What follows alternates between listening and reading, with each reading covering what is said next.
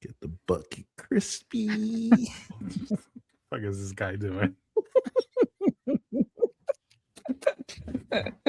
He repping. Orange and blue skies, baby. Yeah, it is. Cheers. Cheers.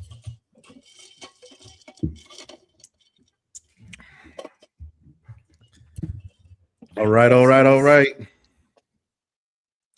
What is good, everybody? Welcome back to the Not For Nothing podcast, episode 14, right? 14. 14, 1-4. Back in full effect. I am Damien. Uno, cuatro. He is Jew, aka Panthera Leo. There we go. You're not gonna say it? And I was about to. He said it last week. I was shocked. Hey, we progressing. We're progressing. And Your Highness, Agnes, aka E. It's good to be back with y'all. How y'all doing? How we doing? Pretty good. You guys I had a ready rough for the weekend? week. I don't know about I'm so ready for the weekend. This week has been a rough one for me as well. But yes, I'm ready for the long weekend. Can't. Oh my god, I can't wait. Did y'all get into anything last weekend? Yes. I saw last Friday Obsession, horror film. I'm gonna briefly talk about it, but yeah, that was really a lot of fun. This has been a great month for horror films. I've seen a couple of them already. Hokum was another one that I really liked. And then I got Backrooms that's coming out at the end of the month. So I always talk to you guys, and I always say that horror films keeps the movie industry, that heart beating, before the summer, because not until the summer blockbusters come do a lot of people go to the theaters unless they're gonna go see horror films. So yeah, talk more about it though. All right. What about you, Agnes? I don't even know what the hell I did this week. What did I do? Wasn't too memorable. Yeah, I must just stayed home. Sunday was the only time that I went to go to Tampa to go to the mall, but the storm kept me inside, so I kind of just chilled and then came home. But it was a chill weekend. It was chill. I got coerced into going to the beach. And I love the beach. I don't like going in the water, but I like going to the beach. I love the water. I just hate the beach. I don't like the heat and I don't like the dirty sand. But I love water. So I love the sand and I love the beach. I love the that water. Shit gets everywhere. You just yeah, I feel you. I hate it. It does get everywhere. Then you take a shower and you're good. And they have the little showers and until then. Like that walk back to the car, that's the most miserable moment of life. He's not lying, though. You got to carry all that shit back to the car. It's hot. And then you're sticky and you got sand everywhere. Yeah. And it's in your... you know what's weird? You're exhausted because the sun exhausts you. I love the cold. I love the winter. I keep it super cold in my house, but I also love the heat. So when I go to the beach, I want to get hot and sweaty and sticky and I don't care if the sand is on me. I like it. Same. I thought you were like Mr. Aquatic. Like I picture you like in the beach, like doing like backstrokes and shit. Is that how you would do it, Dame? And then you know how like sometimes they go like this. I can see. So Damien, do that. I'm not doing that. You're not all the way right. Bro, come on. I'm not. Or you're more like I'll do it again. You're not all the way wrong, but I'm kind of a water snob. Like if I can't see my toes, I'm not too comfortable in the water. So if we if we're off in the Caribbean somewhere and it's crystal, yeah, I'm in there like a fucking dolphin. But otherwise, Yeah, I'm it's under a weird. tent somewhere. And that's only now as I got older, because I didn't give a shit when I was a kid. But now if I can't see like what's swimming around me, I can't get in. It's because we're more wise. We know what the fuck is going on out there. We're aware. Shit. And we were kids. We took risks. We didn't give a shit. We went in And deep. I was trying so hard to dodge it. My girl for 2 days is like the beach. One day I came home from work and she just had a bathing suit like laid out. Like I was like, get the fucking hint. And then my brother calls me on Saturday like, yo, what are y'all doing? I was like, nothing. He was like, yo, we going to the beach. I was like, I can't not go. So well, in honor of that, you should do the backstroke on land for us. There we go. There we go, Dave. Yes. Fuck yeah. That's what I'm talking about. There we go. Not the fuck yeah. Once in a lifetime thing. Like, you got my bucket all crooked now. All right. Over here backstroking at my desk. Hey, summer's coming, man. No, it's here. That fucker is here. It's love bugs and everything. For those who don't have love bugs, they're a real problem over here. But anyway, I had to get on the highway twice today. Going up, I got off the highway, got gas, cleaned my fucking windshield. Coming back, I was like, why did I even fucking bother? It's right back again. Yeah. It's the most disgusting thing in the world. All right. Well, we got a full show planned today. I know you're gonna be cringing through the whole topic, but we got to talk about it. Drake dropped 3 albums. We're gonna go over it. Neil deGrasse Tyson said, "Fuck out of here with all these UFO reports." He don't like the way they're talking about it. Druski's back with another skit. Trump is out here, yo. He said, "Corruption, hold my beer." I'm gonna show you how we do this. NBA playoffs going on as we speak. Got all of that and a lot more. So let's get to it. All right. Where are we starting? Oh, there we go. Got a little game out the gate. Oh. Is it fact or is it fake? So I am gonna try to keep score as I do this. Or can I trust you guys to keep your score? Yeah, I can keep score. Yeah, right. I can keep score. All right, good. Okay. No cheating.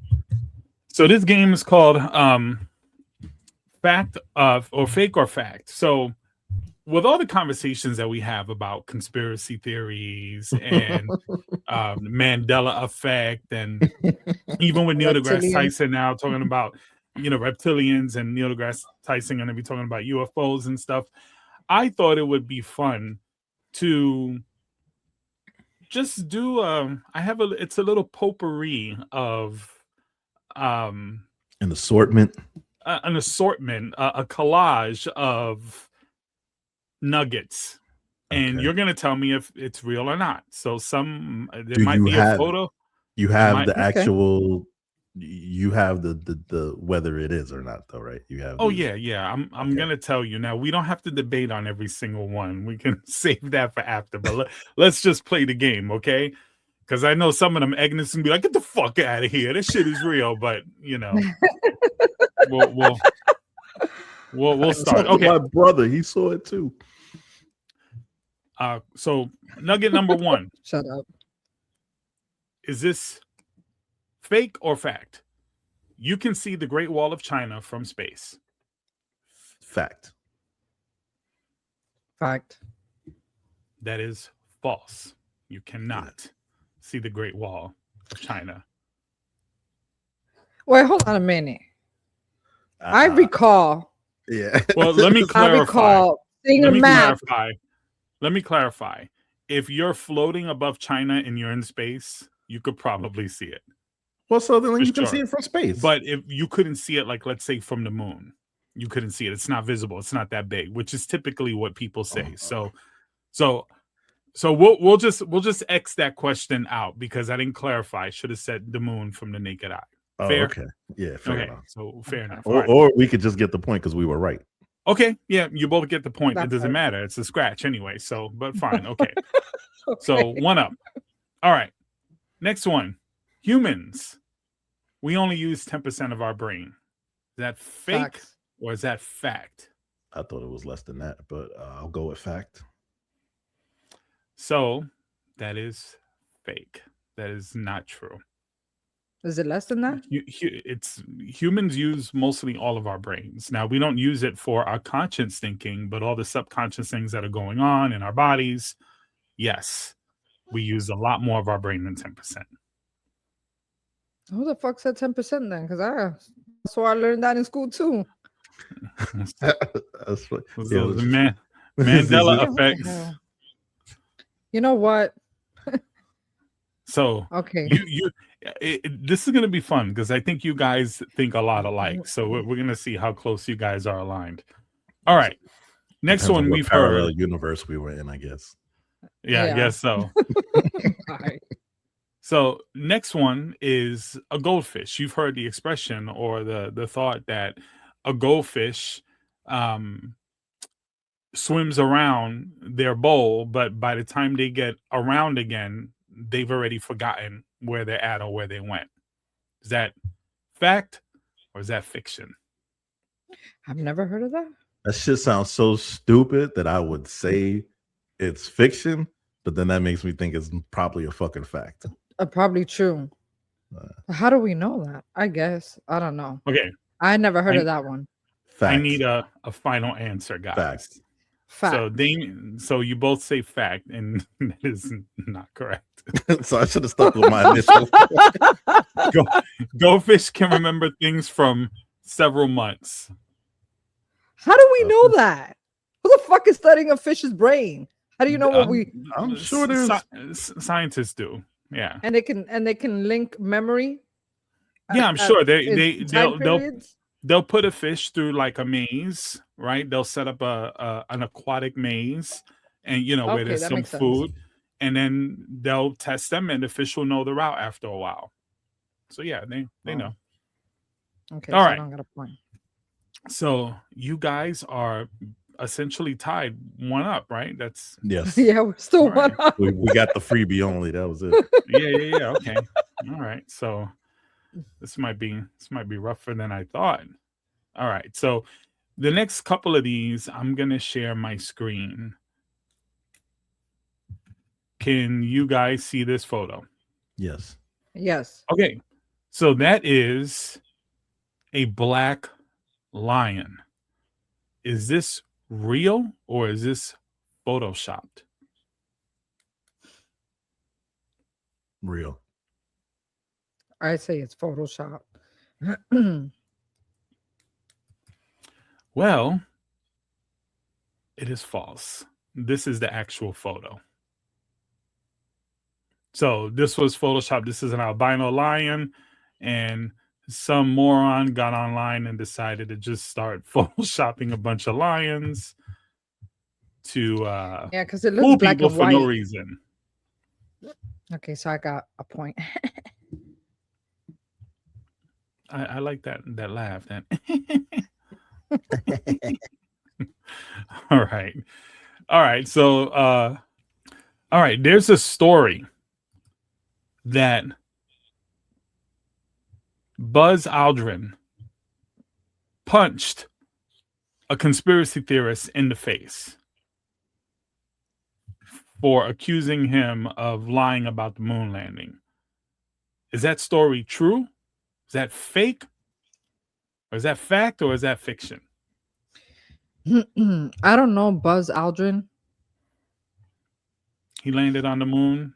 The Buzz Lightyear character on Makes Toy sense. Story is the made-up version of. I've never heard that story, so I'm gonna say fake. I'm gonna say he probably did punch some guy in the face. All right. If So he was being accused. Agnes got 2 correct, or 3 correct, and Damien got 1 correct. So Agnes Oh, is I was winning. right. You were right. Buzz Aldrin Okay, period. punched a dude in the face. And if you guys want to see the video, Yeah. If there's a video, why is it a conspiracy? I didn't say it was a conspiracy. The Not all of these are. No, it was at the title, the top of your screen. The conspiracy of the moon watch landing being fake. Pop right in the face. Oh shit! Pop right in the face. Oh shit! Oh, Hit him with a that- cross his right. little face. Look at his face. That was for you, Damien. I like it. Period. I So love no. seeing someone punch in the face. The whole thing here is to determine if you guys know whether something is fake or not. No, I know, but at the top of the page, at your screen, it said conspiracy. Yeah. But maybe this conspiracy was people think that the moon landing was fake, and that's probably what they were talking about. Right. As The the conspiracy theorists approached him. Gotcha, was gotcha, heckling gotcha, him. Yeah. gotcha. And he just said, you know what? Let me show you what's real. These knuckles are real. Hit So you with this moon rock. yeah. I mean, you got to think about it, right? This is a guy who did something extraordinary, Right. right? A lot of work goes into it. And now this happened in the 60s, and now we fast forward and we're in the 2010s, 2020s, whenever that happened, and you got these fucking idiots, approaching him, accusing him of lying. I would get pissed off too. I would punch a guy in the face too, I think. Yeah. And I don't like to roll that way. So the next one here is a screenshot. And I want you guys to tell me if this screenshot is accurate or if it's a fake. Okay? Okay. So this is Bill Clinton with Steve Hawkins. And this apparently was supposedly taken because both of them are in the Epstein files. So these are supposed photos of them, I guess, on Epstein Island or somewhere. No, that's AI. Yeah, I'm gonna say that's fake. Well, it is true. No, I'm kidding. This is fake. Yeah, this is an AI for sure. But it looks pretty damn good, don't it? Yeah, Yeah, it does. That's just crazy. It's crazy how did AI themselves. is fucking. All right. So far it's still 3-1 Agnes, right? No, I got 2. Oh, you got. And guys, I got keep up. an extra one. I got 4, All so right. it's 4-2. 4-2. All right. This was a popular one back in the day. Barack Obama, was he ever part of the Black Panthers? No. Yeah, no. I don't know him So to be that. You both are correct. This is fake, and in fact, here's the original photo. Hell no. So before AI was ruining our world, there was still Photoshop. So yeah, That's crazy. Agnes, you're gonna love me for this one. Are you ready? I'm ready. This is where we go crazy here. No shit. Oh boy. So, was it Looney Tunes, TOONS, or was it TUNES? I mean, we kind of talked about this already. It was the Mandela effect, but Right. this is through Snopes. They're like fact check. That's what their website is known for. So you could take it or leave it, but Well, I remember it as tunes with the music notes. okay. So yeah, Dame. only because we talked about this, I'm going to agree with Agnes. But in my heart, I know the real answer. All right. Well, so I guess you get the point. That's hilarious. So which one is it? Which one is it? It's TUNES. So yeah. Here's a picture of Barack and Michelle Obama. And this is proof that Michelle Obama is actually a man and not a woman. That's fake as shit. They be trying my girl, bro. They be trying her so bad. They be trying her so bad. What's your answer, Dave? That's fake as hell. That's fake as fuck. That is really fake as fuck. And you know what's funny? People believe this shit like wholeheartedly. They believe it. They see this photo and they're like, "Look, there it is." And it's really not that. So here's the actual photo, just in case somebody was wondering. So that's actually the real photo. That was funny. They try her. Poor Michelle. I don't know how she deals with it because she gets it pretty bad. Like she gets it pretty bad from And she bad. I think she bad. Yeah, nice like body and everything. bad meaning good, right? Bad meaning good. Yeah, like a bad bitch. Yeah. She has her moments. Okay. I got another one right here.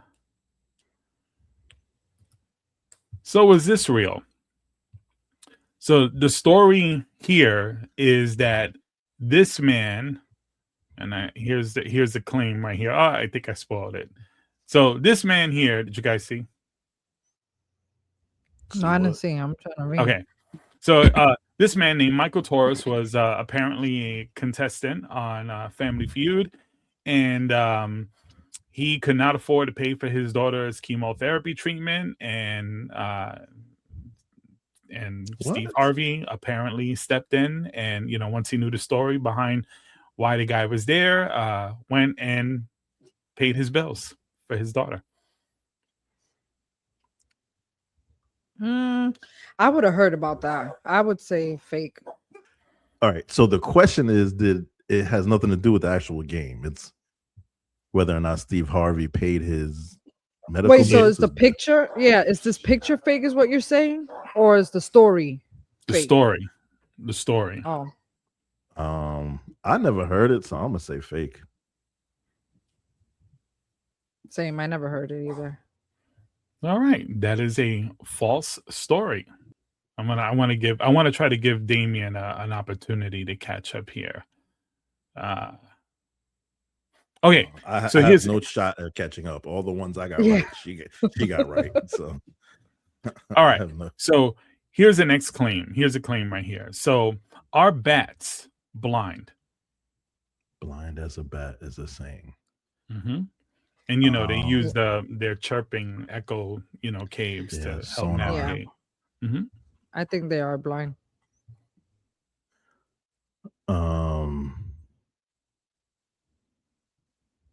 No, I'm gonna say they're not blind.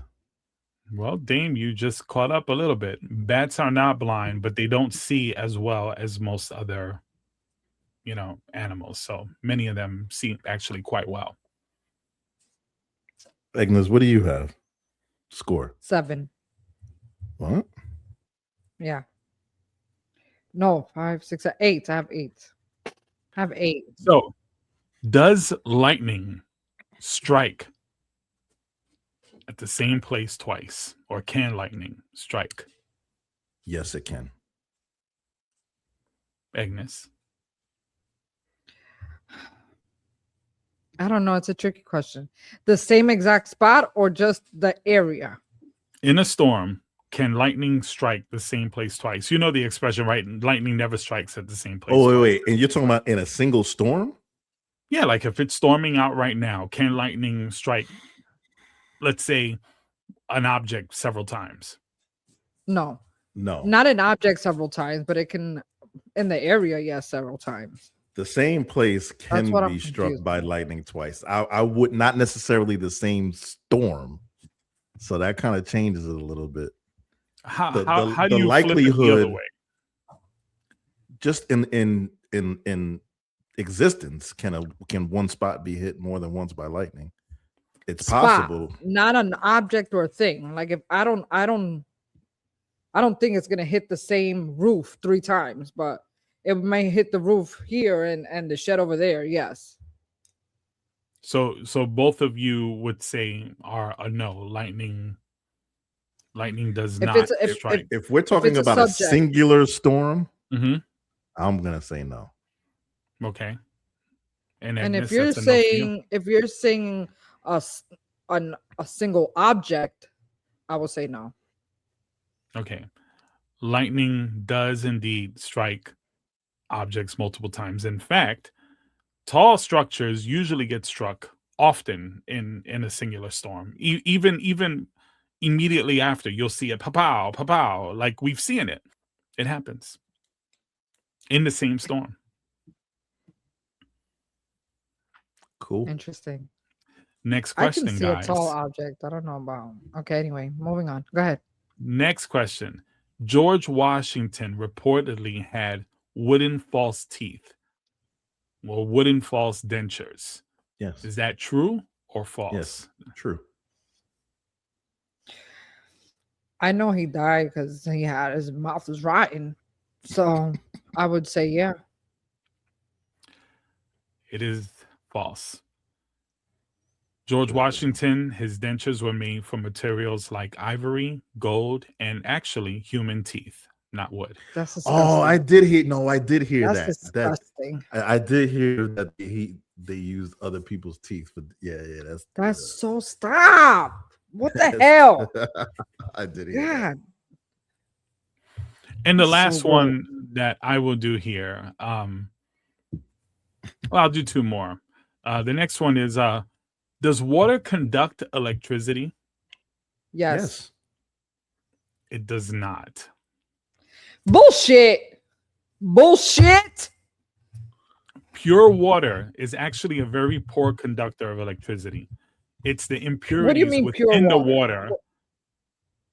It's the impurities within the water that does it. But if you have but your question wasn't whether it was pure water. You just said water.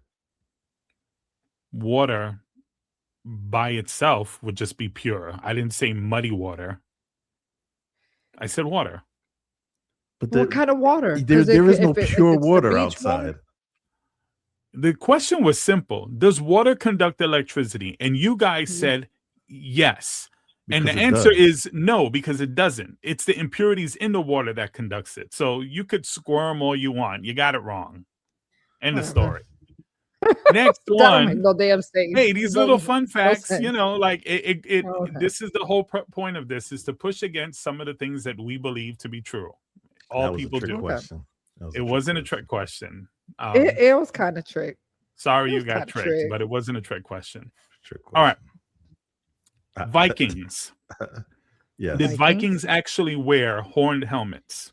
No. Yeah. They did not. Good job, Dane.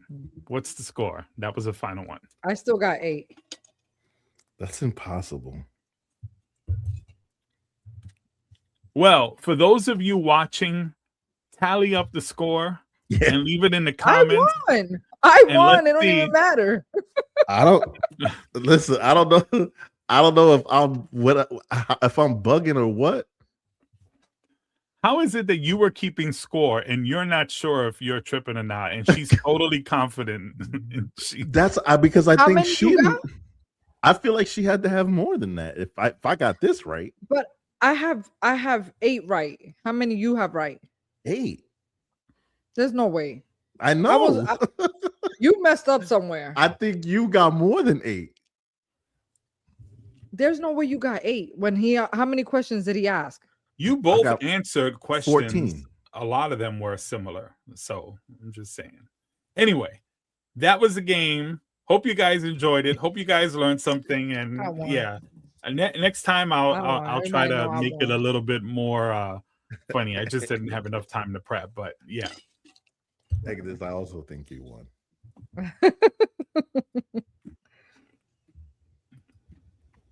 That was cool. All right, so we might as well just get straight to it. When I brought up this topic, Julian's face. And by the way, we're gonna get into Drake dropping 3 albums in a fucking night, and we're gonna talk about it a little bit. But when I broached the topic, this was Julian's response. You and Drake, the biggest rapper in the world. These niggas, Drake. Drake. The nigga that got bodied by Pusha T? The nigga that's hiding his kid from the world, but his world want to hide from the kid? Aubrey Graham in a wheelchair? Drake? Yes. Literally. Yeah, that's definitely me. Like, I don't even know why we're talking about him again. Again, we're gonna be talking about him again. Listen, we cannot. No, we can. We can. No, we can't. No, we can't. No, we can't. So we're not going to talk about it? Yes, we're going to talk about it right now. Be irresponsible. So anyway. Ay, Dios mío. Dios mío. Last Friday, May the 15th, Iceman returned. He drops not one that we were anticipating, but 3 albums, which is that's pretty fucking crazy to drop 3 albums in one night. You see, right there. That's an unnecessary glaze. And this is the issue that I have. Right there. He didn't drop 3 albums. Like you act like he recorded 3 albums in one night. He I didn't say that. No, I know you didn't say that. But he said you're acting like that. What's so impossible about dropping 3 albums? Who said it was impossible? Oh, what's so impressive? Crazy, whatever. It's not frequently done. Okay, that's not what I'm saying. It doesn't make it special. It doesn't make it special. When something happens that doesn't frequently happen, by default, occasionally, whether you're impressed by it is your business. It is something to talk about. Occasionally, when my kids were babies, occasionally they would shit 3 times in a day, and I would be like, "Wow." Not really. It fucking happens. Who cares? Who cares? He shit 3 times and he dropped some shit 3 times. Yeah, great. In one day. Did you listen to any of it? No. Nah. Okay, then just sit back and be quiet. No. Thank you. Did you listen to it? Like, was it good? I listened to all 3 albums. Oh, look at this. Oh guy. my God, you're out of control. How many songs? Somebody on this podcast got to be responsible. Oh Lord. That's what you call responsible. Yo, we would literally be the only outlet in this world that would not talk about it if we skipped it, if it was up to the 2 of you. You know what we should do? We should scrap talking about it and just debate whether we should talk about it. That should be the topic of the podcast. Nah, I don't think so. Okay. All How right, many songs are in each album? I don't. Well, you gotta be responsible. It was maybe 19, somewhere around there. I don't know how many songs are in each album. Wow. It was too much though. So on Iceman,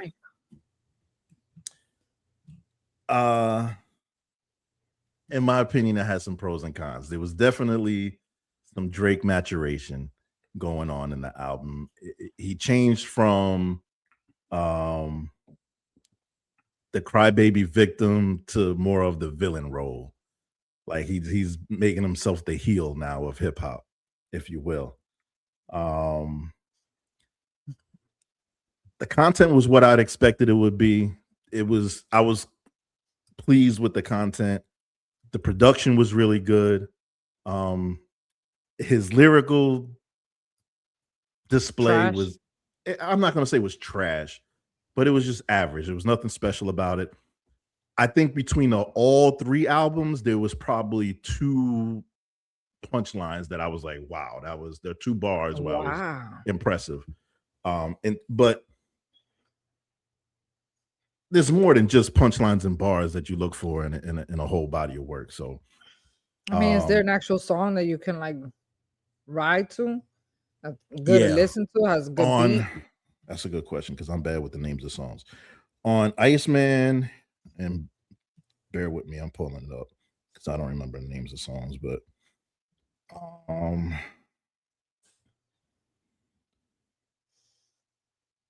like radio play songs. Answer your question, Agnes. The 2 songs I would pull off of this album is Make Them Pay. He does a sample.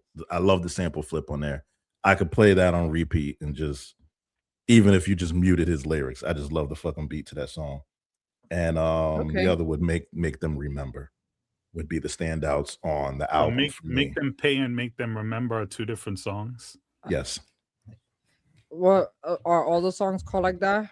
Make No. them apologize. I know. Make them eat. He's got he's got cry. The first song on the album is "Make Them Cry." Are you fucking kidding me? That he's got to make them pay. Then he's got make them remember, and then it ends with make them know. So out of all the make thems, I like make them pay and make them remember. You know, once upon a time, I really liked Drake. I really enjoyed him and his music. And then he started to become overly corny to me. No, so now I can't unsee the corniness, so I can't. That he's a cornball. He's always been a cornball. Listen, I just want y'all to know, for the sake of journalism, this is the first time I've ever listened to a whole Drake album. The fact that you listened to 3 that had 19 songs or more is wild to me. I would not dedicate that much of my time to a Drake album. Okay, let alone 3. I'm not just sitting there like, I'm playing it while I'm working and driving or whatever. I got through it. Let me just straight up critique on all 3 projects combined, right? What would you rate it? 1 to 10? Well, I did them separately. Okay. Because they're on the Iceman, it lacked cohesion. If he took about 6 songs off there, it probably would be a better project. But if we're going back to the source ratings, it'd probably be a 3 mics. 3.5 if 3 out of 10? Like, no, out of 5. Like it's average. It's okay. I think 3 is okay. No, if you were back in the source magazine days, three mics wasn't like 3 mics was like okay. You wanted 4 or 5 mics. Like 3 mics wasn't really anything to write home about. Okay. The second album was called Habibti. That was the R&B Drake. It was pretty concise, a lot of cohesion. It was consistent all the way through. The production was really good. It just wasn't for me. I'm never ever checking for R&B Drake ever. So now, Maid of Honor. That was by far the best of the 3 albums, if you ask me. And I'll just say this. So Maid of Honor, the production was, it's like, if you would be like, it'll take you back to like 70s synth music, like the late 70s, early 80s freestyle, a little Jersey house music, kind of like, to paint a picture. Don't start dancing, bro. You look a little too. Yeah. He's giving the visual. That's the kind of vibe. Yo, I'm not even going to shoot you. The whole album is a vibe. I could play the whole album front to back and just zone out. Is that the one? Which album what is it it? Called? The one Maid where it's like, Honor? hold on. I'm asking which album is it where all a bunch of songs are like, make me laugh, make me cry, make me come, make me whatever the fuck. Which album is that? That's Iceman. That's Iceman. Okay. Are you talking about the first one we would? Yeah. That's I'm Iceman. asking you, which ones is the make me cry like Iceman. a little bitch? Make them. But Maid of Honor is like, picture an early spring night, an early spring Saturday night, clear skies, on a rooftop bar with a couple of friends. That's the vibe. Dang. High or not high? It's a good question. A vibe. You could. Damn. This is probably like mollied out music. Like it's a vibe. Not that there's anything wrong with it, because we always joke this way. But do you know how fucking gay you sound right now? You sound like gay for Drake. Like, it's such a vibe. Like, imagine like you're on a rooftop, right? And it's so hot. And like, bro, like, no, because when I listen to the album, when you experience music, it's different depending on your experience. When you listen to it on your phone in your bedroom, it's different than in your car riding down the street, or it's different at a club or a strip bar. So when I hear the album, I'm thinking, was it like when you were at the beach the other day, backstroking and stuff? Like, it probably would have been Maybe. it probably would have been appropriate for the beach vibes. It's a vibe. The whole album is a vibe. So is is it a rap album, or is it like an instrumental? Like what? It's like, not instrumental. Honestly, I'm not even paying attention to him. The production on this album is so fucking amazing that it's just I'm focused on the music. You know what's crazy to me? With hip hop, beats have become very secondary to me. No. It's not hip hop-ish. This I would not call it hip hop at all. I don't think Drake is not hip hop to me. That's another issue that I have with it. So is he a rapper? He's an artist, bro. He's I wouldn't call him a rapper. Stop with that artist shit. Like, he's not a good singer, is he? I wouldn't say he's so. not a good rapper, is he? Does he produce his own music? No. So he's an artist? Yes, he makes art. He's an industry plant. Whatever. He makes different genres of music. He makes different kinds of music. So you can't put one label on him. He's not hip hop to me. I wouldn't call him hip hop. He's not hip hop to me.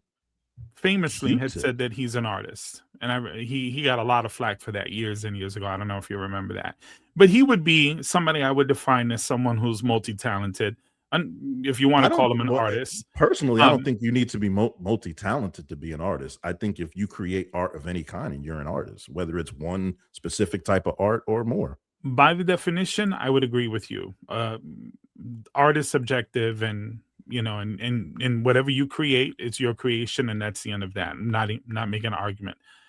I'm trying to say, when we're talking about artists in the music industry, we're talking about artistry. You got to be at a certain level to justify the fame and the sales and the popularity. So on that note, he's limited on his talent front compared to actual artists that we've seen.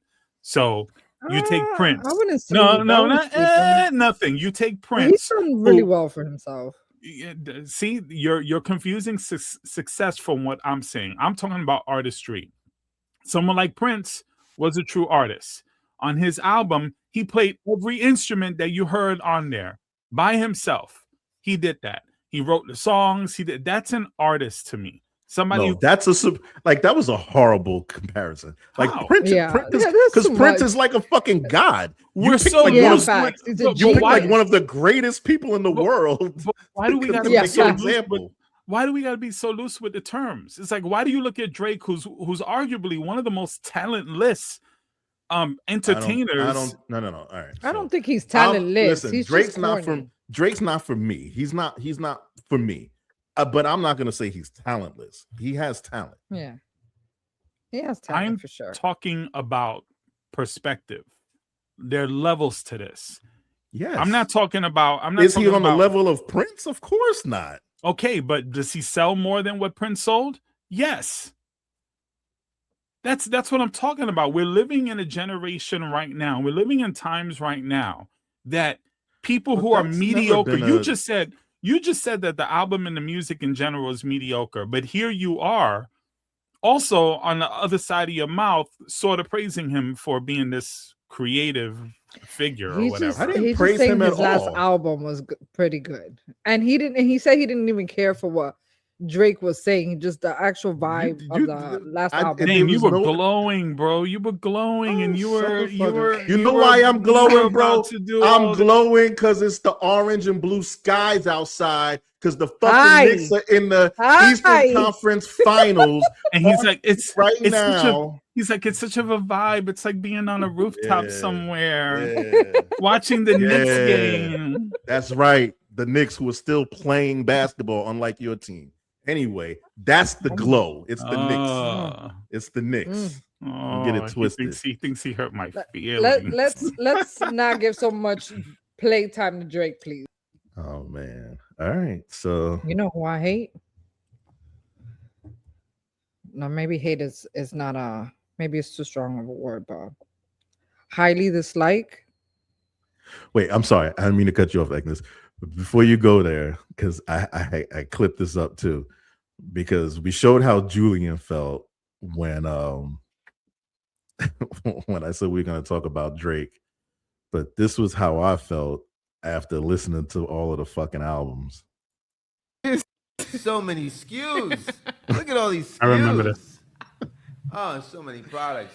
So much merchandising, so many barcodes. I love this mall. Look at this place. I mean, look at this place. They have everything. Everything's here. They have everything here. Oh, this is great. This is a new Drake. You hear it? It's great. Yeah, it's crazy. You know, in that interview, they asked him, you know, something about like, what do you think? And he was just like, why are you doing this to me? Yeah, he was like, because he was going to be honest, but he knew he was going to put him in a bad spot. But yeah, nah. See, that was one of the... now that's an artist. That person, most definitely, 1,000%. You know, a hip hop icon. That guy should be selling what Drake does. That's my beef with this. It's not because I'm trying to be a hater with Drake or any of the. But Julian, it's not new. It's always been like that. MC and Hammer sold the most. Yeah, Vanilla Ice sold the most. Like, I mean, it's always been like that. It's always been a problem. And again, could MC Hammer dance? Yes. Was he not more of an entertainer? He was. Is he not more talented? Then Drake, or forget Drake, but a lot of the rappers that are super famous these days. Yeah, I don't know. Now, if you said Young MC, I would have went with you there. It's a one-hit wonder, but I mean, Vanilla Ice was a one-hit wonder, and he probably still living off that one hit. Big facts. All right, well, let's bust I bet you know the words to the song. Bet you know the words. The only song. What do you mean? I do not. Vanilla Ice all day. I know the whole album. I was in love with this guy. I do not.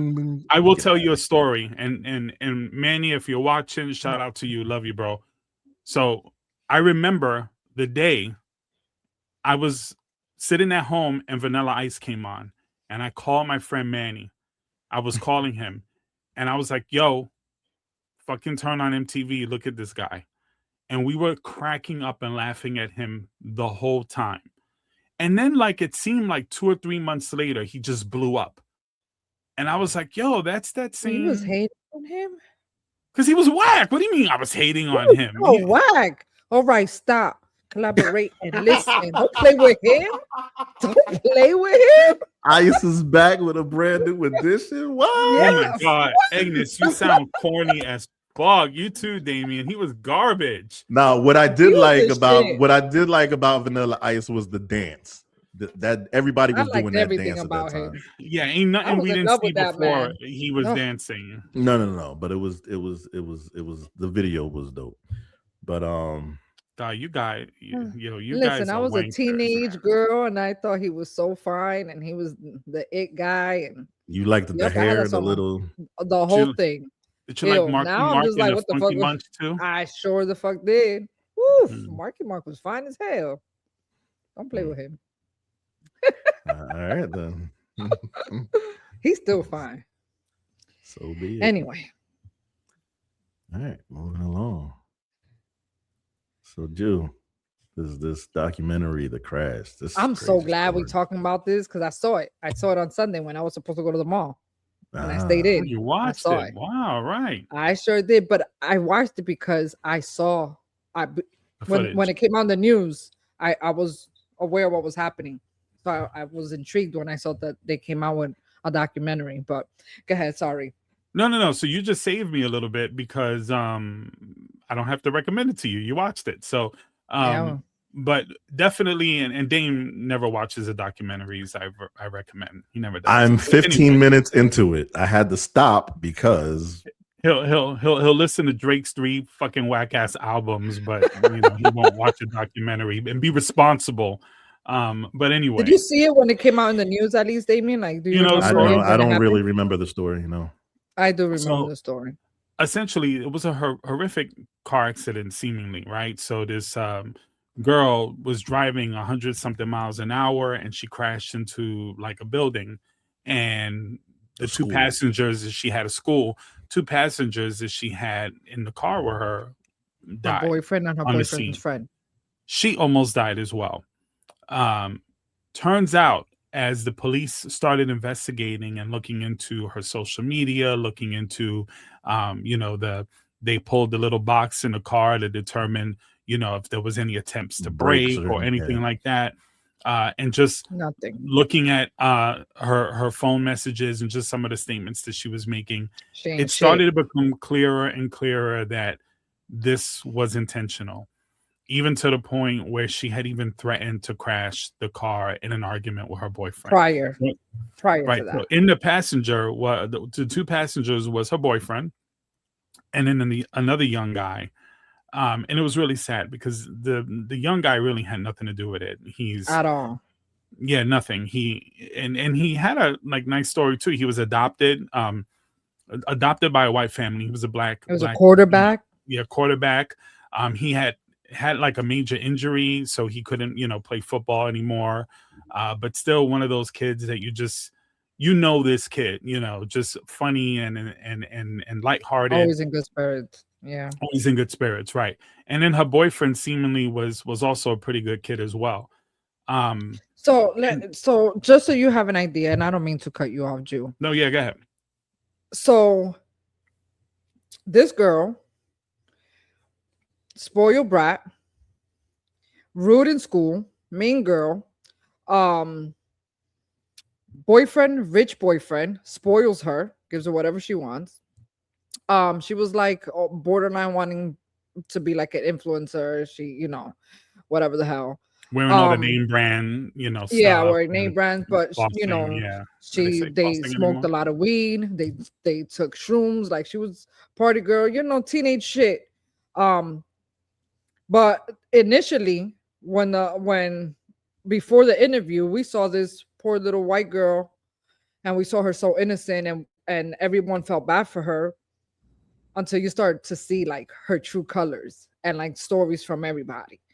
It's out of control. Like, she was we got a clip of like a trailer from the show, which seems to be like a interview.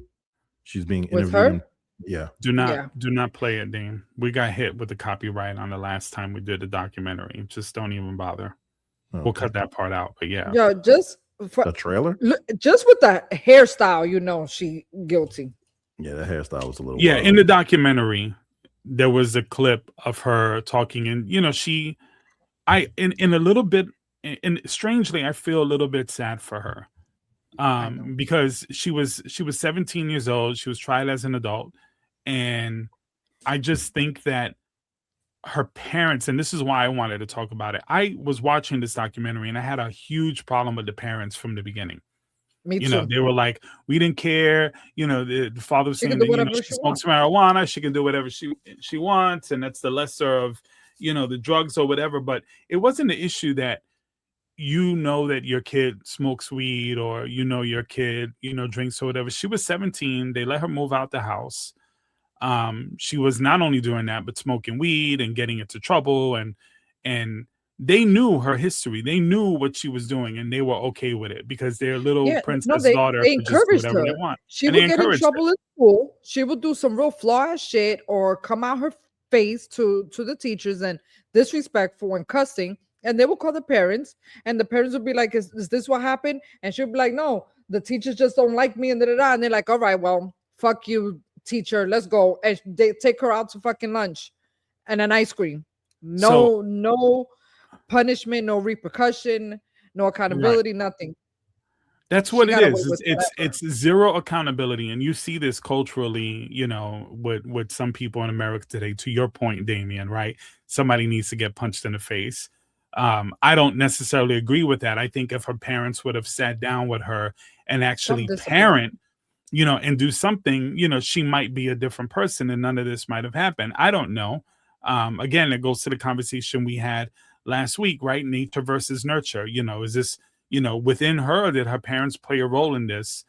by allowing her to, have no Definitely. kind of boundary. Definitely. So a little bit of both, maybe. But anyway, her father, I think, has now been let go, or he was put on a leave because of some of the stuff that he said in the documentary. So it's stirring up a lot of controversy, and now they're claiming that there's some evidence that the documentary left out that kind of proves that the daughter didn't do it on purpose, because from the beginning, she said that she didn't remember what happened that night. She remembered, well, it was in the morning. She woke up like at 4 or 5 in the morning, and she was taking, the one guy home, and she don't remember what happened after that. They said that she has, what was the disease that she has that it makes you pass out, they're trying to pin it on this thing that she was diagnosed that makes her pass out, but the let me it's like Pat's this I can't remember what it was. It was something with a P. Yeah. But the rebuttal is if you did pass out, then your feet slowly comes off the gas, like, you know what I'm saying, there's no pressure. Right. She floored it. Not the opposite. It was more, it went faster. It was 100% floored down, and it never let up, and there was never any hit on the brakes. And also, just to make the other point, well, I don't think the seizures were part of that. It makes you stiff. No, I don't think you were diagnosed with this, wouldn't it? I'm pretty sure hold on, guys. I'm trying to get to that point. So Jesus, I lost my train of thought. So I don't think seizures are part of her condition. Yeah. So yeah, let's not jump the gun and start talking about seizures. But the condition is supposedly that she could pass out. I don't think she ever did. So I don't think that's part of the conversation. Could. Yeah. Right. He's right that you could pass out. Right. And also when I think it was the prosecution that went after the mom and straight up asked her, so if you think that this is the reason why, or possibly the reason why she don't remember and this happened, and the mother was like, yes, and then they cornered her and they're like, but you still, knowing she had this condition, you still took her to get her driver's license, knowing that she could be a threat. So again, and the mother was like, yes. So there's a lot to this. I know we're a little bit all over the map on the conversation, but you should check it out. It's a sad story. Yeah, you should watch it. It is sad. But it really is a cautionary tale about, just, in my opinion, just letting your kids just be on social media, and doing without whatever. any guardrails. Right. I'm glad you brought that up. And this is why is one of the reasons why I am the way that I am with my kids. I'm not super lenient. We had this conversation before. I'm not their friends. I'm not sure, do whatever you want at a teenager age. Fuck that. Like, for these type of reasons. Because when you give a kid your hand, they're gonna take your whole arm. You can't be too lenient to someone who's still processing how to think properly. Right. There has to be an understanding of how to respect people and how to, walk your way through life, how to, how consequences matter. She wasn't shit. And I definitely blame the parents. Because even after the documentary came out, now they're saying that, people that are in jail with her, inmates, say that she in there on that mean girl shit too. She has her own little clique. She's a piece of shit even in there. But crazy stuff. But check it out. I definitely check it out on Netflix. Well, he said he was watching it. I started it. Yeah. Check it out. Finish it. It's worth a watch. And it's short. It's only one. It's not like a multiple season. It's just it's like an hour and a half. Yeah. And then they just sentenced her this week or last week. So she's got 15 to life. So yeah, it's kind of crazy. So she'll be in prison at least 15 years, and then she'll have to keep trying to, parole. Yeah. What state? What state is this? Gosh, Ohio. It's got to be. I think it's Ohio. Yeah, I was gonna say it's got to be somewhere up Ohio. north. Yeah, up north they do crazy sentences like that.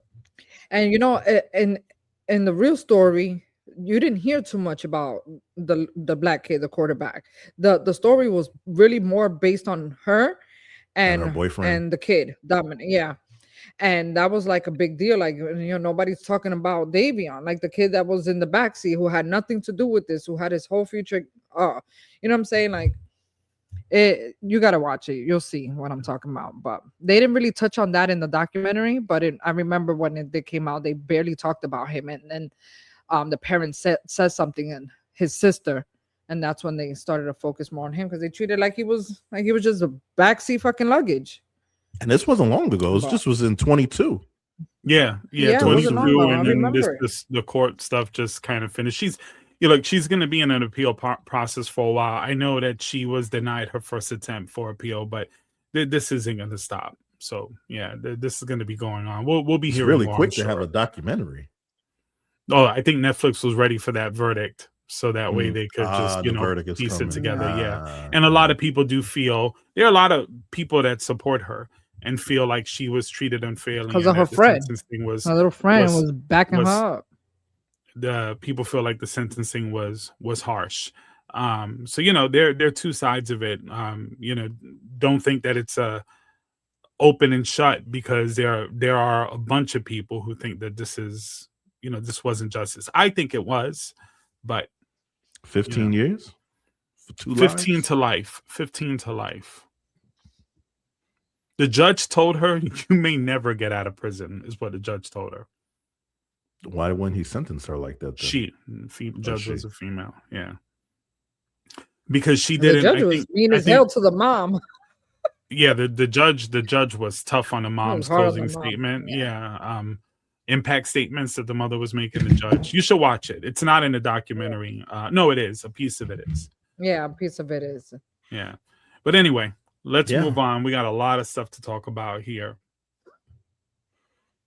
So did you guys see this little tidbit about this shit right no. here? What the fuck is this? This That's is right crazy. here. This is right here In Florida? In Tampa. Shut your mouth. No, this is a middle school in Fishhawk. Fishhawk. Are you familiar with Fishhawk, Julian? No. You know where Riverview is? Yes. So Fishhawk is like an affluent area, affluent neighborhood just east of Riverview. Okay. Tons of money back there. That's crazy.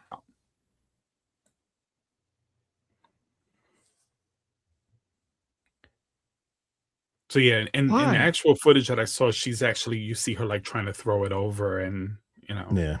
Why? What is the reason? What was the reason? Apparently this teacher had done shit like this or made comments before, to the extent that this kid's parent had told them to record it when it happens. And that's why when this was going on, they were like, here she goes again. And she did some shit like this. I haven't checked on the update today, but as of yesterday, she was had been suspended pending investigation. Suspended. But they're doing an investigation. So obviously it's got to go its course, but this is Florida. What is there to investigate? We have a whole fucking video on it. Like, it's there. It's blatant. The fuck you got to investigate? I don't know, but we're in Florida, so we'll see. Get the fuck out of here. She's 63 years old. This was an art teacher, and her name is Karen Whitmore. And this was in Lithia, Florida, they say. And it's their border, Lithia, Fishhawk. The school is in Fishhawk. Yeah, okay. Lithia. Okay. Yeah. So that makes sense. And this was for middle school. So yeah. That's out of control. Is her Facebook, is her Instagram still? Or did she take that shit down? Because well, it's everywhere. She didn't post it. It's funny that her name is Karen too. The irony. I don't understand. You know what it is too? We're in a country now that they think that they can just keep getting away with this. Like, I don't know what planet some of these people are living in, but it's never going to be acceptable. It's never going to be acceptable.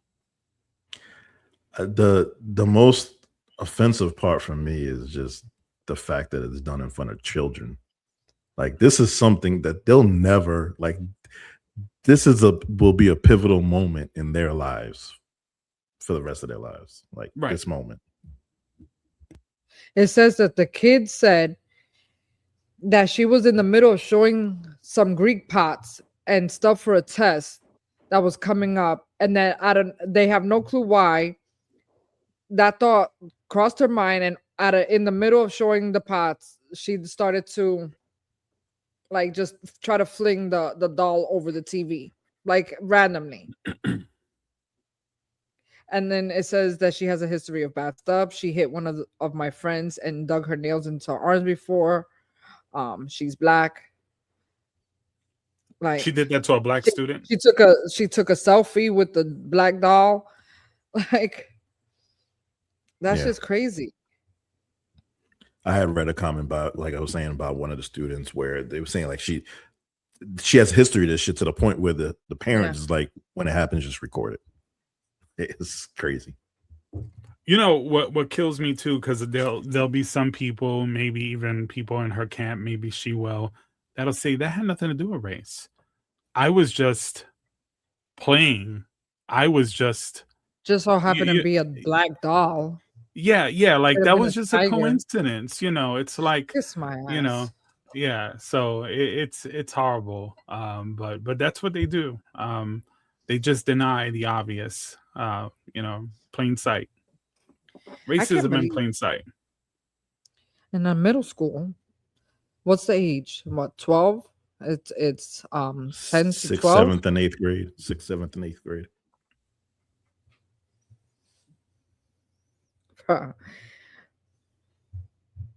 Any money, she's a MAGA. Any money. Yeah, I wouldn't take that bet against you. Okay. Oh shit. Hi, Lupita. All right. So I gotta say, Lupita Nyong'o, whatever, however you want to push back on the idea of what or who should be cast for certain films. Do any of you know what the controversy is right now? What's going on? So Lupita, no, I don't know what's happening. There's a movie coming out. Christopher Nolan, you know who he is, a famous director. He's doing a movie called The Odyssey, and she's cast in The Odyssey. She's rumored, because it's not even, I don't think it's even confirmed. She's rumored to play a fictional Greek mythology character, Helen of Troy. Okay, Helen of Troy in the Iliad and the Odyssey was claimed to be the most beautiful woman in the world, according to the story. Okay, period. And there's a lot of right-wing commentators that have issue with this. So first one started out was Elon Musk. He said that Christopher Nolan had lost his integrity by casting Nyong'o for a fictional character. A fictional character, and we don't even know. Beautiful. And we don't even how know they look in real life. Well, they don't exist in real life, but we don't even know if she's actually cast as that character. We just don't know that. Anyway, and then he also said that not one person on the planet actually thinks that Lupita Nyong'o is the most beautiful woman in the world. That he doesn't think that? He said that not one person believes that. I think she's absolutely stunning. I think she is one of the most beautiful women that I've ever seen. I love her. And then other right-wing commentators are calling it a DEI casting, which also pisses me off. She won an Oscar for her acting. You know, like she's absolutely amazing. She's you know what? And you know what else makes her fucking amazing? She's a Pisces like me. And not only is she a Pisces like me, we share the same birthday, March 1st. Thank you very much. That just wipes it all away, Agnes. That's what makes her so fucking fly. Are you kidding? Go ahead, Lupita. She's a real talent. She's a real talent. Hell yeah, And, she's fire. She's fire. Yeah. Oh, she's very pretty. And I think she's beautiful. and The name sounds familiar. What else was she in? she's in Black Panther. She's in Us. She's in 12 Years a Slave. Yeah. All right. Which is where she won her Academy Award. Yeah. So And people that work with her love her. They like she's like one of the guys. She has a dope ass personality, and both men and women love her, love being around her. She has good energy. Found out she's a Pisces. You just go to glazing. Justin Bieber shares my birthday too, and I'm not saying the same about him or Mayweather, little bitch ass. But we move on. This was years ago, but we were watching an interview with her, and she said that her favorite musical group was The Temptations. So immediately I was connected with her because they're my favorite. So that was great. But anyway, this right wing racism, it's gross. I can't believe you know what I feel like? Had an opinion about a fucking the fact that he's gonna talk about anybody's look, where he looks like a fucking melted piece of grilled cheese, bitch ass. Melted grilled cheese. Melted His fucking face looks like it's fucking coming off the bone. That motherfucker's a reptilian. He don't look real. He looks like he's not even from this world. That's an insult to reptilians. That motherfucker is just fucking ugly. He looks like he's weird. He does not look real. He doesn't look real. Yeah. He looks like a busted fucking SpongeBob. Like he doesn't look fucking real. You know what he look like? You know the candle from Beauty and the Beast? That's who he look like. Yeah. Hell no, we need a side by side. Yeah, but yeah, fuck Elon fuck Musk him. and fuck all these right wingers. You guys got a problem with it? Go fuck yourselves. Don't watch the movie. Don't watch the movie. Same people that had a problem with Little Mermaid being a black girl. Yeah, they had a problem with that, and so look, so I brought some pictures here. So we're gonna. This whole idea that we shouldn't cast a black woman for a white character or whatever. So I'm going to show you the first example here. So I'm gonna share this right here. So the first one is, and this is my man. I love this actor, but Ben Kingsley. Ben Kingsley played Gandhi. He did a phenomenal job playing Gandhi, but he clearly isn't Indian. Colored. He's a white man. Now with I love a lot of makeup. Let me tell you something. Sexy Beast, Schindler's List. I mean, the guy has range. He's a great actor. Definitely a great actor. And he's a good person. He's a good person. And those were, slightly different times, but he knocked it out the park in this role. And nobody complained. Exactly. But nobody complained, right? And then the next one is this one, famous Liz Taylor. Elizabeth Taylor should play Cleopatra. In my head. Mm-hmm. Right. And again, well, Egyptians are white. Everybody knows that. Yeah, my ass, they're white, right? So yeah, they're not white. Yeah, right. And they've been claiming this shit for a while, right?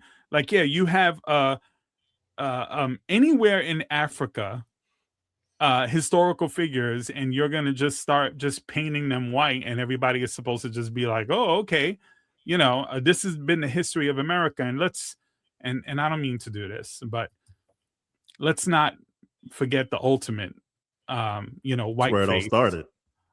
It's Jesus. If you read any description or, any description of the people in that region with my mom or all the time. You know why? Because so many of us, I grew up, my grandmother had this picture of Jesus on her wall. I grew up with this shit. Let me tell you, and that's not the description of Jesus in the Bible. Facts. So my mom is super Catholic, so we were raised Catholic, and my mom is OD hard body with the whole Catholic religion. So she had me and my siblings going a couple times a week. In fact, we were part of the youth group. So at one point we became like the older kids, so we kind of running it, and so in the youth group we would have to like take verses of the Bible and talk about it and like try to make activities and shit. And I remember we were talking about that verse where they have the description. And not only do they say his skin like bronze, hair like wool, eyes like fire, all this. And I remember in the class, and I'm reading it, and immediately I'm like, that shit don't look nothing like in the picture. What the fuck? It hit me at that moment. I had to be like 15 or 16 years old. We leave, I go home, and I tell my mom, and I was like, oh, look, we were reading about this in the Bible, and they say that Jesus looked like this. Who the fuck is this white guy? Who's this guy? It don't look like it doesn't describe any. My mom was so offended. She almost smacked the shit out of me. Damn. There was an dare you episode. disrespect Jesus Christ. I'm not, bro. I'm looking at the Bible. Read it with me. It says There's an episode skin is of bronze. Good Times. There's an episode of Good Times where, Florida, the mom, she was very religious, and she always had the picture of Jesus, white Jesus, and they hung up a picture, or they got a picture of black Jesus, and she was offended over it. But as soon as they got the picture, good things started happening, like good luck stuff, like things started happening in their favor, their black family. For those who don't know, it's an old show, but yeah, one of the best. And by the way, I would be totally off in this segment if I also didn't acknowledge, because I'm wearing a shirt, Al Pacino was also not fucking Cuban, and he played the shit out of this, and he also did Carlito's Way, where he played a Puerto Rican. He played a Puerto Rican in Carlito's Way, and I love it. So he played Carlito's Way. If we're gonna sit here and lose our shit, and let me tell you, not that they give a shit about the context of anything or history, historical facts. They don't have any of that. It's just racist shit one after the other. And now they do it in a way where they can make a statement and then try to make it sound like it's like some sort of reverse racism, or that it has nothing to do with race, or they're not being racist. And they're laughing in our faces while they do this, because they think that a good portion of the population actually believes them. And they're right. There is a good portion of the population that are just delusional. But I think we're kind of getting to the point now where most of us are over that stuff. So yeah, but anyway, thought I'd show those examples just to kind of and fun fact, illustrate the point of their hypocrisy. When Scarface came out, and you know how we have like the Rotten Tomatoes, and they criticized the movie, it was said to be the worst movie of the year when it came out. It was the people that saw it that gave it the recognition it deserved. The community, not the critics. It took a while for it to catch on. In fact, the Cuban community, I don't know if you know this fun fact, I'm a movie head, so you guys know I know this stuff. They actually had to film a lot of the movie in California, because so many of the Cubans in Miami and in Florida were protesting that it depicted Cubans in a negative way. And this is it was all filmed in California, I believe. Yeah. So no, there was a couple of scenes where, like exterior shots of South Beach and stuff where it was, authentic. And I think one of the scenes was there. I'm not too sure. But anyway, but they didn't have a problem with Al Pacino. That wasn't the issue. The issue was the way they felt Cubans were depicted. And now most Cubans I know love Scarface, but same. Most Cubans. That movie didn't age well though. Oh, it aged perfect, man. I don't know. So. I watch it now and it's a little cringe. No, it's aesthetically. It's not of this world, but it wasn't of that world either. There was something always a little off about it. Like Al Pacino's accent was very off and weird. But I think some of it was in even in Carlito's Way, there was nothing New York Puerto Rican about his accent. I disagree. I disagree. Yeah, he sounded like a I don't know how to explain it. No, I thought he did a great job. I thought he did a great job. He sounded like one of them, like you jive turkey, like one of those old cats. Like but that was the time. That was the time he was playing that time. Yeah.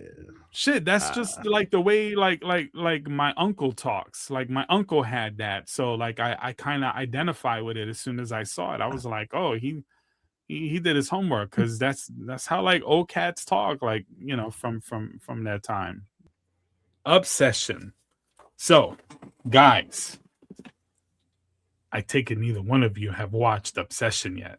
Nah, I saw the trailer. That shit looks crazy. I didn't know it existed. Yeah, well, it just bumped the MJ movie from the top slot this week or last week. Get the fuck out of here, because it came out the 15th. Yeah, and it grossed. Check this out. It grossed $17 million opening weekend on a $750,000 budget. Wow. So that's the great thing about a lot of horror films, is they can be a smaller budget, but then if, you know, they make millions, like the studios, oh yeah, you know, it's big. You know, if you invest millions and millions of dollars making a film, then you got to get millions and millions of sales to get some of that money back, or even just to break even. So good thing about this movie is, and I love horror films, this one was a little bit unique, and this is why I want to talk about it. So I'm going to explain the premise. Neither one of you will probably fucking watch it, so I'm going to spoil some things. For those of you who are watching this and you don't want to be spoiled, I'm not going to get into heavy spoilers, but I'm just going to give you the premise. You might already know. Spoiler alert. So minor spoiler alert. Minor. I'm not going to like go crazy. And it's not that kind of movie anyway, you know. But so imagine you get one wish. If I had one wish. Just a wish, right? So, you know, in this movie, this guy, he's desperately in love with this girl. He has a mean crush on her. He has a real strong crush on her. And in the beginning of the film, he's actually rehearsing how to tell her that he can't stop thinking about her. He said something like, every song that comes on, it's her face that he sees, and all of this stuff, right? Like he's trying to build up the courage to like ask her out on a date. This is all in the trailer, so it's not like we're really like. So I guess this is why it's called Obsession, because this sounds a little. No, right. Well, listen. He's terrified to ask her, but and there is a little bit of a creep factor to it, but it's more like a shy, you know, like just really shy.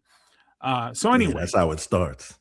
Yeah, well, but you don't know what's coming. So yeah, I have no idea. So he goes to a gift shop to buy her a little gift, right? He's a little bit depressed because his cat died. So, you know, he's home alone. His cat died. He was upset. She invited him out with some friends. He was like, no, I just want to stay home. And she's like, well, you know, something came up. And so she convinced him. He shows up and, you know, he went to buy her something maybe, you know, and he wanted to tell her how much he cares about her, but he never really had the opportunity to. Anyway, long story short, he never gave her the gift. She's into like crystals and stuff like that. And he ended up getting something abstract, something that was cute. It's a small little thing, and it's like Make-A-Wish. It's like a wish stick, a wish willow. And so he's in the car and he tells her, you know, good night. And, you know, she actually turns around and she's like, do you like me? And he's like, well, we're friends. You know, he wouldn't tell her. Yeah. So then he just wouldn't tell her. So then she goes into the house. And he realizes that he didn't give it a gift, and he looks at it and he's just like, fuck it. And he just grabs it and says, I wish she loved me more than anybody else in the world. And he broke it, which is what you're supposed to do. Bro. And the wish came true. But the wish came true immediate. In a sense comes back. That she's obsessed with him in a horrific and crazy way. It doesn't even make sense, some of the things that happen. Like, so if I can't have you, nobody can type shit. No. It is crazy. Like the way crazier than that. Like, look at the trailer. Look at the trailer. Like the trailer. Y'all actually making me want to go watch this shit. Well, see, that's the thing. We had this debate with horror films before, and even an argument. Is it gory? Is it gory? Yes, there's gore in the movie, but it's not what dominates. That's what I don't like. Don't be pussies, guys. You guys watch like Like, what are we, fucking 10 years old? Like, ew, gore. Like, I mean, stop. I am intrigued. I'm not gonna front. I am intrigued. I saw the trailer. That shit looks crazy. I don't like scary movies to that extent, but I'm kind of like interested to see Here's the it. thing. It's a great commentary. It's almost like a be careful what you wish for type shit. It's you know, right. you always It's a hear that. cautionary tale. It's a great commentary on obsession. KRS-One did a song years and years ago called "Love's Gonna Get Ya," and it's one of the greatest hip hop stories ever done in a song. And the idea behind it was, we use love in a way that we don't really mean it. You know what I'm saying? And in this movie, kind of reminded me a little bit of that, in the sense that you think you want something until you have it. Mm-hmm. And it's a commentary on that. It's also a commentary on men being obsessed with women in an unhealthy way. It's also about hookup culture. It's also about a lot of things. So, and it also speaks to this generation now, social media and the way they, work on relationships and the way they communicate. Really interesting. Most good horror films do this. So Weapons was one, Sinners was another one. Hokum, this last one, was a commentary on alcoholism. So if you understand subtext and you watch these movies, the good ones, you will pull more out of it than just the gore.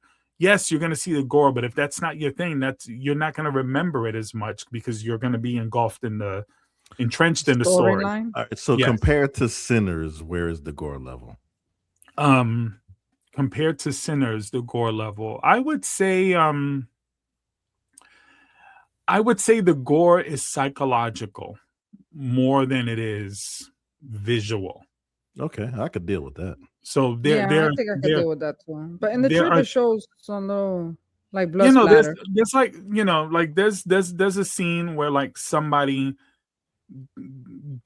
gets killed and it's pretty bad, but almost in a comical way. It's terrible to even say that, but a lot of people were laughing when this scene happened, and it shouldn't have happened, because it was actually kind of sad.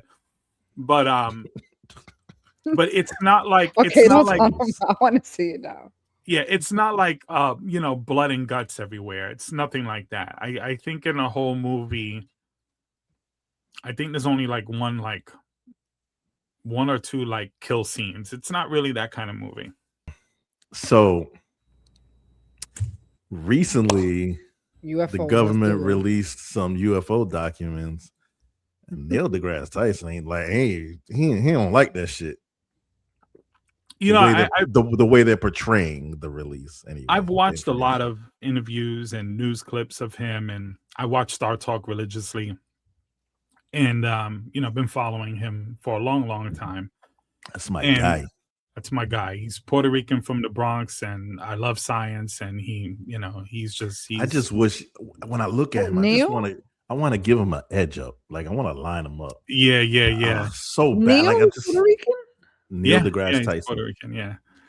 Is he mixed? I thought he was mixed. He's black and Puerto Rican, yeah. Which I don't consider that mixed. So it's just Puerto Rican. I mean, you really can't be Puerto Rican without black. So that's you got a point. Yeah. So he's black. Yeah. So he's black. Yeah, you can just say he's black, but he identifies also as Puerto Rican. So that's cool. More power to the people.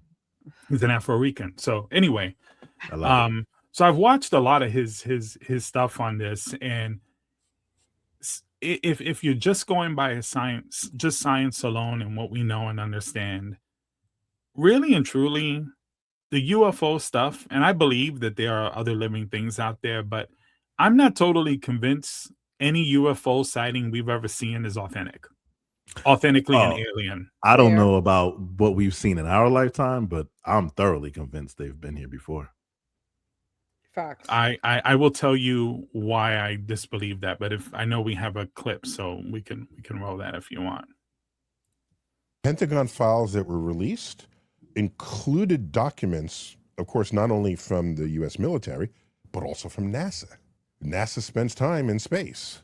And if aliens are going to come from anywhere, it's probably going to be from space. I get that.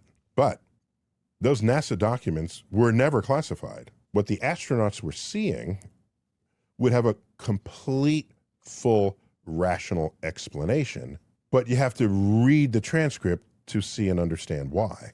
So what were these flashes that the astronauts saw?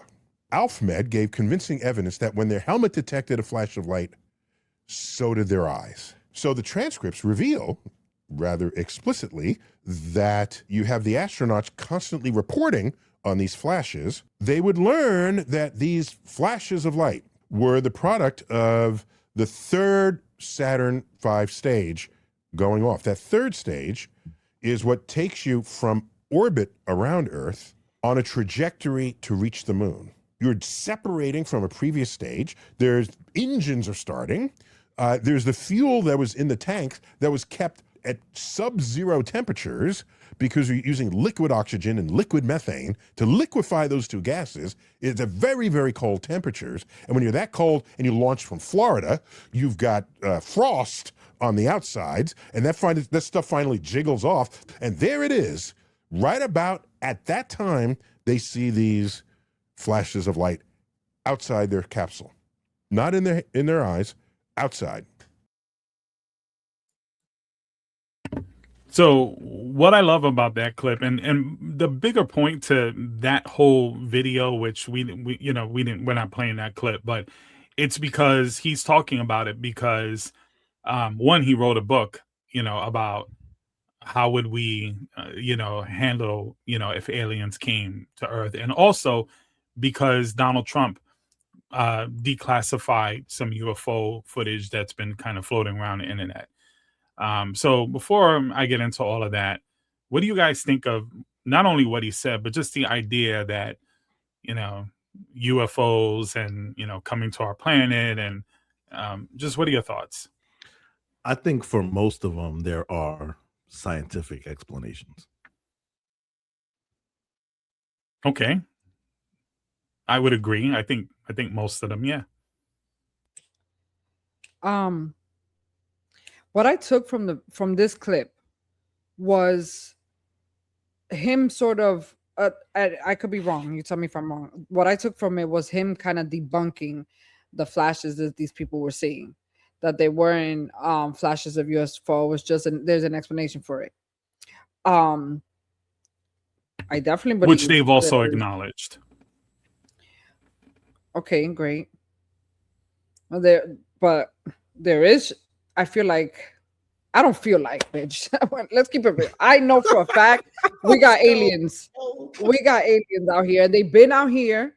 They here living amongst us. Like Men in Black, facts. Just like that. They just be walking around in human costumes. Y'all laugh, but I'm so dead ass. Okay. So dead ass. We have aliens. It is what it is. Let me ask you just a couple of questions. You don't mind? Go ahead.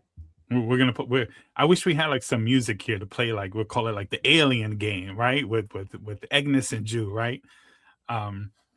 Okay, so I think the first thing I would always ask people is, do we realize how incredibly large the universe is? Like human beings cannot comprehend. The greatest scientists don't have the mental capacity to truly understand it. Big facts. Good music there. Big facts, though. That's what makes me believe that there's no way in hell we're the only fucking people here. Well, an alien is just somebody that's not from Earth. We are here, but are they here? That's what I'm saying. If you look at even our solar system, right? So let me give an example. Do you know how fast the speed of light is? Pretty fast. Okay. Damien, what would you say how fast would you say the speed of light is? I mean, in comparison to something? Just fast, yeah. Like it's fast as fuck. Extremely fast as fuck. Fast as fuck, right? It's the fastest speed that we know of, right? And, yes. And we know that matter cannot travel at the speed of light. We can come close to it, but it cannot, right? Particles can, but not matter, right? We haven't figured that out, right? So we haven't figured that out. We haven't figured it out. But keep listening. So the speed of light travels at 186. I'm going to be precise here. 186,282 miles per second. That's how fast light travels. Now, if we were traveling at the speed of light to get from here to the moon, it would take us 1.3 seconds. But remember, that's at 186 miles per second, right? 186,000 miles per second. It would take us 1.3 seconds. If we travel to the sun, that would take us 8 minutes and 20 seconds at the speed of light. So that means if the sun all of a sudden just stops shining, it would take 8 minutes before we knew it, right? When you look at stars up in the sky, those stars that you see, that light happened millions of years ago. Some of them don't even exist anymore. Now, our closest star, Proxima Centauri, that would take us 4.2 years to, for the light to travel. The Milky Way, just to get across the Milky Way, our galaxy. Okay, what is your point? that would take 100,000 years. And to get to the next galaxy that we can see, Andromeda, that would take us, and we can see it in telescopes, and even with the naked eye, 2.5 million years if we were traveling at the speed of light. At the speed of light. Okay. That doesn't even scratch the surface of all the billions of galaxies that we see out there. The point is, if there was even life, intelligent life within our galaxy, the likelihood that they've made it here, it's almost impossible mathematically. But that's the point. These people or these beings are super advanced. Remember, that's making the assumption that they haven't figured it out. They figured it out. That's why they're here. They figured this shit out a long time ago. You say that with certainty, but any being that's come over here has left their planet with the knowledge that when they go back, their civilization might not even exist again.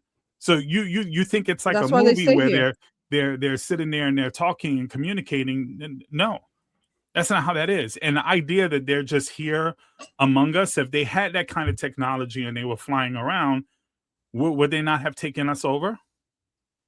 Why are you so assuming that they're not? Yeah, why would they want to take us over? It can be a 50-50.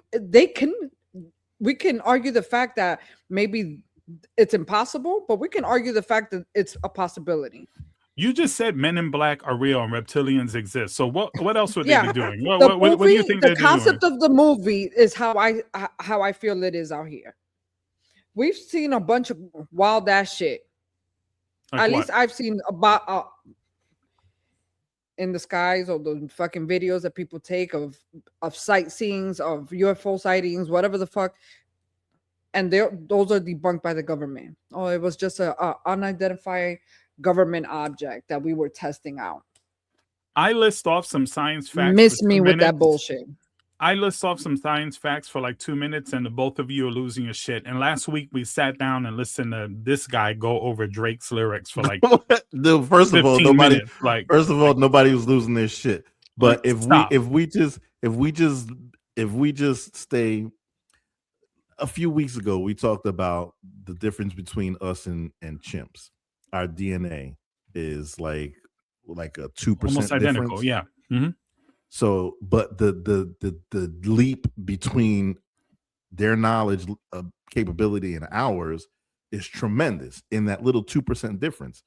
So if you could then maybe assume that some aliens from wherever might be 2% smarter than us. That's say it louder for the people in the back. But you prove my point. So you prove the point, because think about it this way. We think that it's this huge gap between us and chimps, and it's not. In fact, if there was super high intelligence that can actually go from their planet or galaxy to ours, then that means in the grand scheme of things, not much separates us from a colony of ants. As far as intelligence go. Wait. Did you respond to what I said? I don't understand what the fuck you just said. So you think that there's this huge gap between intelligence from a chimp and a human, right? Yes, I do. Okay. So if aliens, right, if aliens were advanced enough to travel from their galaxy to Earth, right? If they're that intelligent to be able to do that, their tech is so far above us that they can do what scientists can't even fathom it being done. If they can do that, then maybe when they see humans, they don't differentiate us any differently than a colony of ants or a swarm of bees or a pack of rats or whatever. Understood. Right, yeah. right. So that's what I'm saying. Believe so that. I believe that we're. Let me just finish my point. So okay. So the idea that they're among us. Come on, chill, Agnes.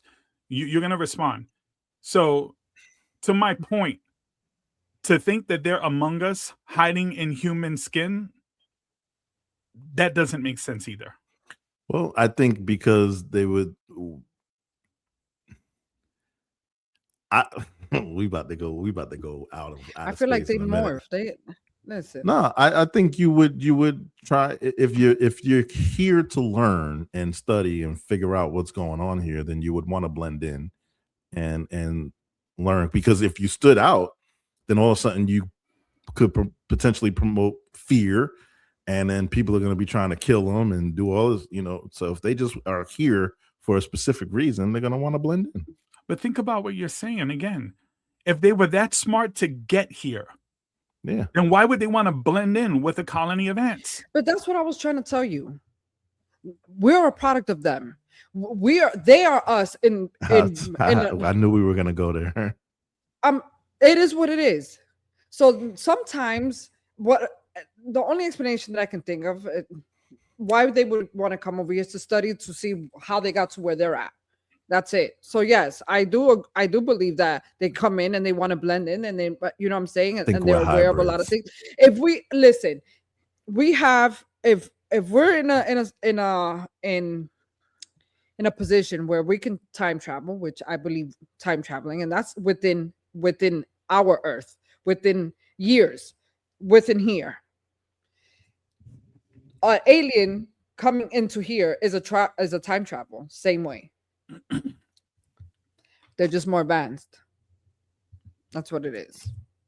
They could be coming back, Julian, to see how their initial experiment worked out. And what are they doing when they come back? Checking out their listen. In these sightings, in these situations, they haven't. Let me say what I was going to say. In these sightings, in these situations, we've had people that have had sightings, that have situations that and very descriptive in their experience. And when they were given like detector tests, they passed. This wasn't a fragment of their imagination. This shit fucking happened to them. And a lot of the times that they were abducted, it was for testing. So I'm just saying. I kind of broke down I debunked some of the stuff that you guys said. No, you did. You did. You only from a human perspective. Let me break this down. So to travel that distance, you're essentially traveling through time, right? You have to understand like how that works, right? So let's talk about time travel real quick. So our galaxy, you know what it looks like, right? It looks like a swirl, right? Whenever you see the galaxies, right? The Milky Way, like you know what it looks like. You know why it's a swirl, why it looks that way? It's okay if you don't. Because we're rotating around it. We're orbiting in a circular motion. So you know how that image that we have of the sun, the solar system, they show the sun and they show the planet spinning around. That's not what's happening. The sun is actually moving and the planets are orbiting as it's moving. Our solar system moves at 515,000 miles per hour around the galaxy. So if time travel were real, right? If we were able to reverse time, that means that we would be reversing the entire galaxy. Because if you did time travel, if I went back 10 years from now and I'm in this spot, let's say I had a machine, I go in the machine like a DeLorean and I'm here and I land in this spot, 20 years ago, I wouldn't be in this spot 20 years ago because the whole galaxy kept moving. I'd be floating in space somewhere. Even if I time traveled an hour, I would be 515. How do you picture time miles travel away. in your head? How do you picture it? How do you picture I'm it asking happening? you, how do you picture time travel? Portal. Right now, if a star exploded 100,000 light years away, that happened before any of us were born, before our civilization even existed. Mm-hmm. So time travel and traveling from galaxies and different, sorry, we can't do it. And the likelihood is no, we can't. I don't know if that's likely. All right. Then if you're talking wormholes, there's so much shit that we don't know about that is hidden from us. Right, but it is what it is. Right now, the evidence does not show what you guys think. If you asked the chimp, could it fly to space, and then watched us do it, they'd be mind blown. I don't think a chimp would understand what space is anyway. Right, that's my point. Right, but I also don't think good point that aliens would But think about the dumb shit. How you guys flip it, and it's like, okay, so if we have aliens that are that smart, what makes you think that they would be here among us? That's the stupidest shit ever. If you were to see, bro, you know why is that? Why be right so bad? That's what it is. No, it's not that I want to be right. Is that science? Yeah, you right. do. No, you want to be right so bad because science. I'm not. I know what it is. I'm speaking science and I'm speaking science and facts, and you're talking about to the extent of your knowledge. Like, what are you talking about? You're speaking science to the extent of your knowledge. You're not. It has nothing to do with outside the box. Nothing to do with my knowledge of anything. It's what the facts are, guys. That we know of. Exactly. Jesus Christ. Okay, what facts do you have that support your claims? I've never met a fucking alien. This is all assumption. Right. It's a possibility. Assumption. But it's a possibility. And you're saying within our capacity, it's impossible. Within our capacity. What's above our capacity? What's beyond that? That's what I'm saying. Hell yeah, I do. This is about to yes, I do. So you believe in God? That's a contradiction. So it's not, because to me, God is the universe. You don't want to go there with me. so God is a universe, and that's who you're speaking to. So when you pray is you speaking things into existence. It's manifesting. It's a whole my mentality on what God is completely different from the world. So was Adam and Eve a reptilian? Were they reptilians or were they? I honestly think that's bullshit.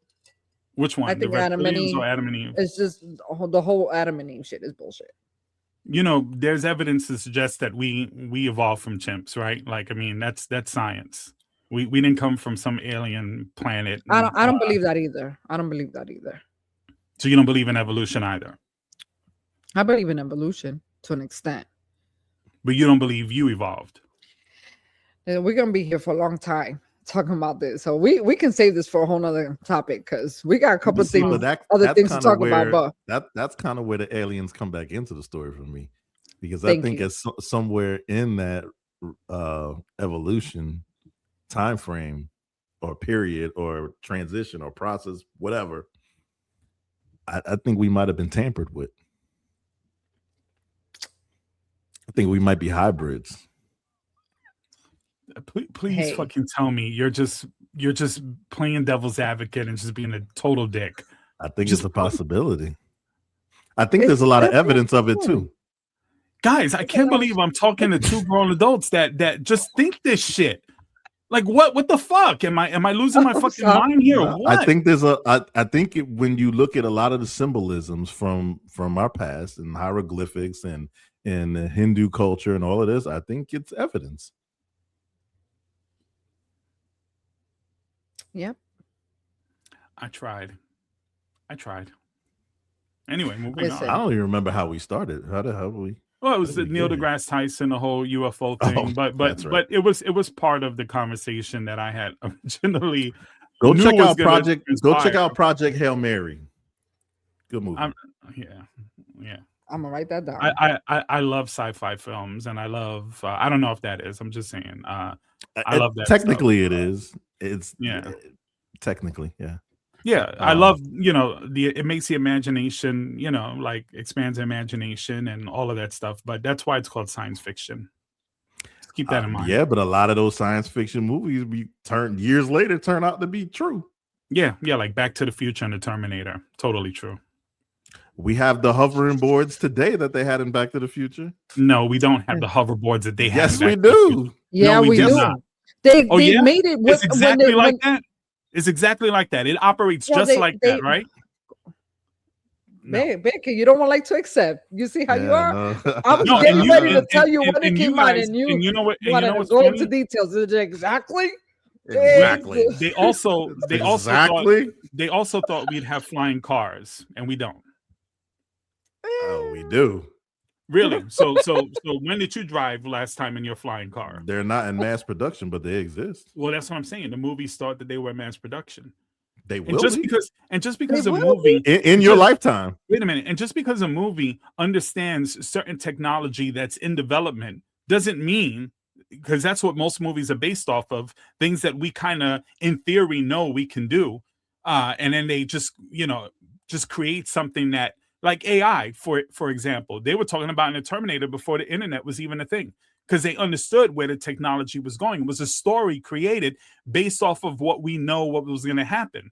It's not too far-fetched. So this idea that they're predicting the future, it's crazy. It's crazy. So then Project Hail Mary could be real. Like the Jetsons. You know how like she would dial up the food or whatever? We don't have that, but we have microwaves. Same shit. So it's not the same shit. It's not like you press two buttons and a turkey comes out of your damn, like box. Like, it's not the same thing. No, it's not even that. I'm just saying, to your example, just because some things are similar or they were able to guess isn't proof of anything. Just like, when they used to push the button and talk to people on the fucking screen. When that cartoon came out, that shit wasn't even close to being possible. But theoretically, they knew they were that talking through their phone. Through their watch. Yeah, but again, that's not as far-fetched to say, some of the other that was before we even had cell phones, bro. But we had communication. Listen, we had we're communication. We're gonna go here forever because he's not gonna budge. So we know this. Let's just move on, please. You do know that we communicated with the astronauts that were on the moon, right? Like, we have communication. We understand how radio waves work. And we weren't talking to our fucking wrists in the 80s. I'm just throwing it out there. It's like this wasn't. Yeah, we're not talking about communicating. We're talking about speaking to somebody through our fucking wrists. So men who were driving horse and carriage, did they predict cars? Maybe. What? Okay, whatever. That doesn't even make sense. Now you're reaching. It was an idea somebody created. I think you guys need to read some books, straight up. Like, just turn off your phone and just read some books. You don't think that the people that yes, you thinking that the people that didn't create the Jetson with the fucking talking on your wrist through your watch wasn't thinking about it? Somebody riding a horse thought about fucking making a car. I'm pretty sure, because that's how we got it. I didn't say that people didn't think. I said if it's within the understanding of science, then they're gonna fictionalize it and make it more grand. It doesn't mean that when we get technology that's similar, that somehow that show or movie predicted it. It's not quite the same. It's not how that works. Maybe not the movie, but the thought was a prediction. Anyway, Moving on. Yeah. Because I'm sweating. Go through a rabbit hole. I'm fucking sweating. You should be. You've been reaching so damn hard. You're the one reaching with the fucking. You guys didn't even disprove one thing I said scientifically.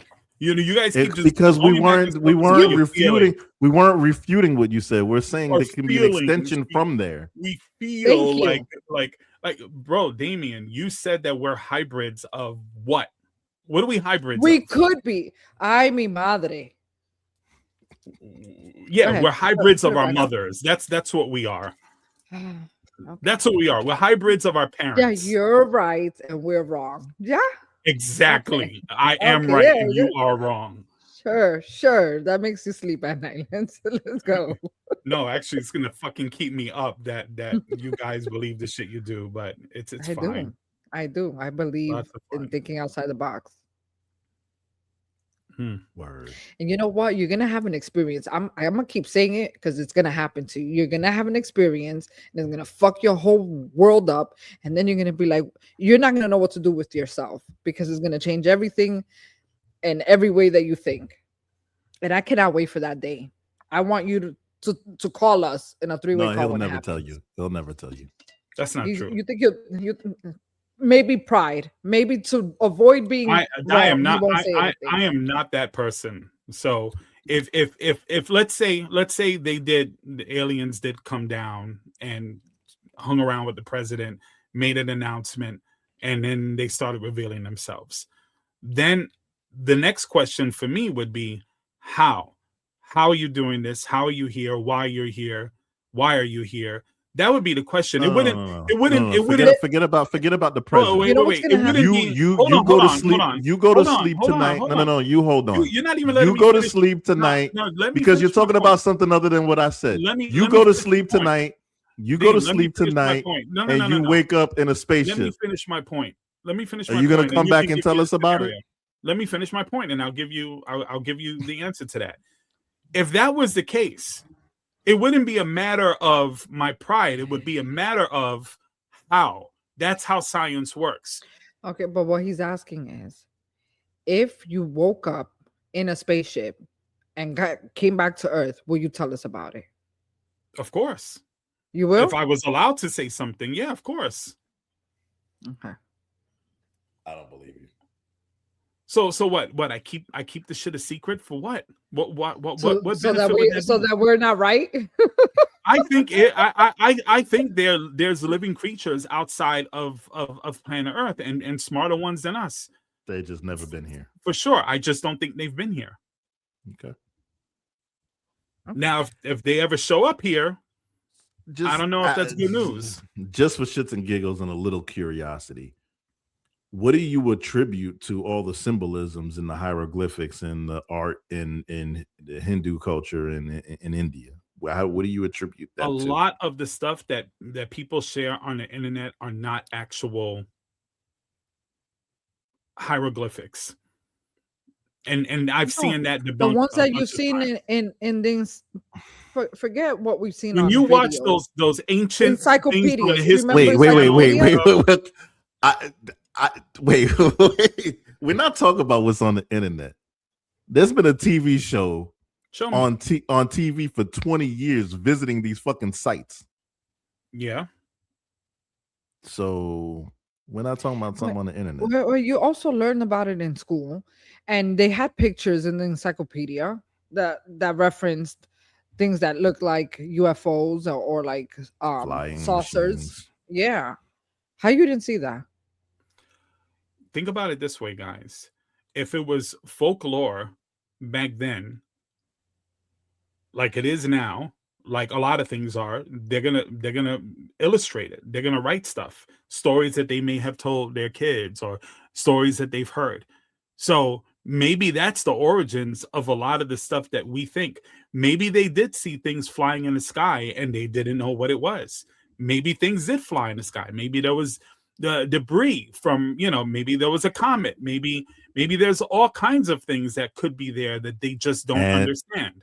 And maybe they were visited by somebody from another planet. Yeah, because they show because that's how they built the pyramids, right? Yeah. Listen, they use some type of gravity in Florida. In Florida, there's a guy that built, and I want to say it's Cape Coral. He built a coral castle. In fact, he built it and moved it somewhere else. And he did it at nighttime with one fucking man-made ass machine, rocks that weigh tons. He did this shit all by himself. He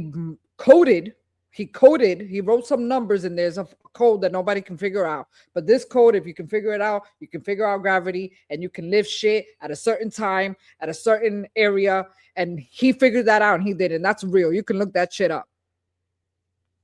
So the same way he did that's the same way they built these fucking pyramids everywhere. Anyway, vamos a seguir, por favor. Yeah, let's move on from the pyramids. Love thy neighbor. Bro. Yeah, you guys should love me, bitches. My You're not neighbors my are neighbor. okay. So wait, before we start, what do you consider neighbor? You consider your neighbor somebody like that lives close to you, like On like your block. on your block or the neighborhood? Sure. It could be both, right? I would say on my block, but I guess technically your neighborhood would be a neighbor. The reason why I asked that because I feel like we don't appreciate really good neighbors like we used to back in the days. My neighbors are fucking awesome. I have fucking awesome neighbors. The only neighbors that I talk to in my neighborhood, and I fuck with them heavy. They're the dopest fucking people ever. But in my neighborhood, it's called Shady Hills. There's a street. It's one way go and one way coming. It's called Shady Hills. And every once in a while, You mean one lane each way? every once in a while, we'll be driving and a car will come and they'll flash us. Or just flash the incoming cars to them. And usually it's because there's a cop up the road. You don't understand how much I love and appreciate that. That shit is so dope that people actually be looking out for each other. And it's rare to see that. I don't see that shit in Tampa, but I always see it here. And I wonder if it's because we're a small town.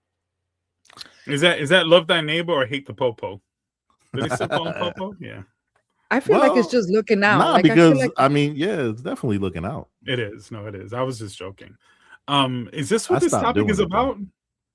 Yeah, it's just about neighborly shit. Like what do you consider being neighborly? Like actually having a relationship with people that surround your area or Yeah. even in your town.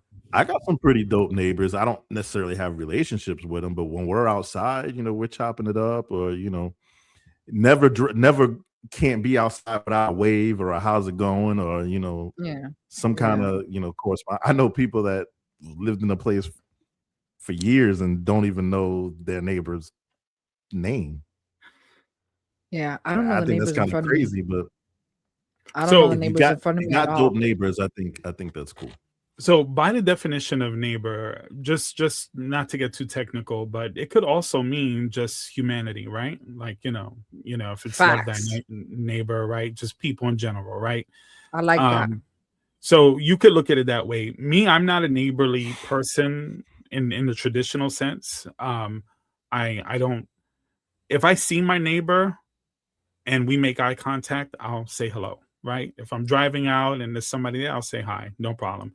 If I see somebody's dog loose, I try to get the dog and, knock on doors. I've done that even recently. But I'm not going over there and giving them a fruit basket when they move in. I don't want to know that was tradition back then. Yeah. Tradition back then. They're not, like you welcome your neighbor that moved in by bringing them. I don't trust any of that snacks. shit. My kids used to, when they used to go to their grandparents' house, they used to end up hanging out with the neighbor, and it bothered me because I didn't trust the neighbor. And they would be from in the neighbor's house back into their grandparents' house and back and forth. And I didn't like that. I just didn't like it. I wasn't comfortable with it. And I spoke on it, and turns out I wasn't. You didn't trust the neighbor? Because I don't trust people. He just period. End of story. If I don't know you, I'm not gonna.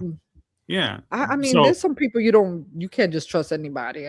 Like my neighbor, I would never give my neighbor my key to my house, just in case I'm not here. That's way too far. Right. You're not going to come and feed my cat, and feed my fish. Like, I don't do neighbors like that. My mom had a neighbor like that. Yeah, we were like that. I'm not saying that it's unacceptable. If you're really comfortable with a person and they just happen to be a neighbor, great, but traditionally speaking, not my bag.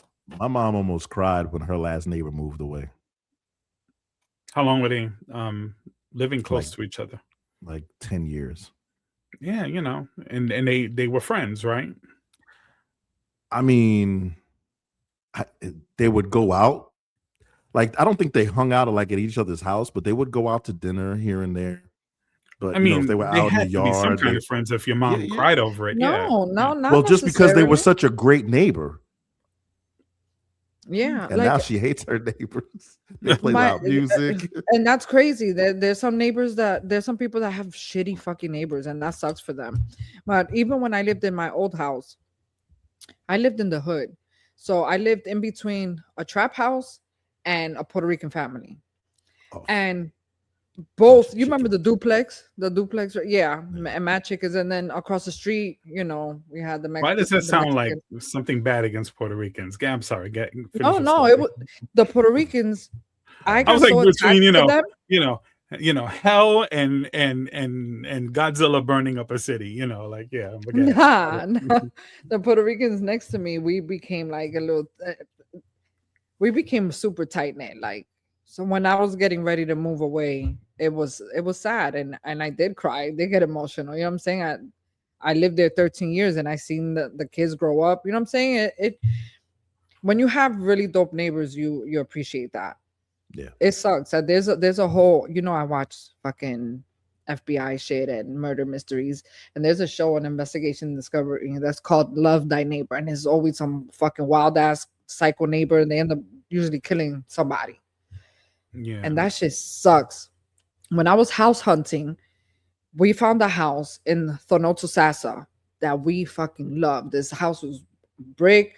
It was like over 200 square feet. It had like 2.5 acres of land. It was like in a perfect area. It was like entering Thonoto Sasa. So we were still like kind of in the Hillsborough area. But the minute we got there just to see the house, there was the neighbors from across the street was a cop. Well, immediately an asshole. He made the realtor super uncomfortable. We actually didn't put an offer on this house because we just had such a bad experience with that guy. We didn't want to move there. Like, we saw. I mean, I would say your neighbor could the racism in him from Jump Street. Right, your neighbor could make or break your happiness or livelihood, depending on, especially if you have a family. So I get it. Like I get it. Growing up in, New York, we were friendly with our neighbors, and it was like that, like there was this little old man sometimes that, if like one of us like left our key in school or something, we'd go there and wait till our parents got home or whatever. But I don't know. I just feel like the risk is too great, but especially that's nowadays, just my paranoid. Shit. That's just my paranoid thing. You got to understand when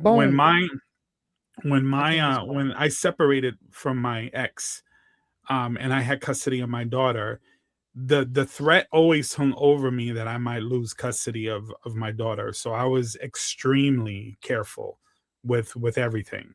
I didn't want anything so I was very, very careful. And then when I hooked up with Tanisha, it was the same thing on her end, where she had 2 kids from her previous marriage.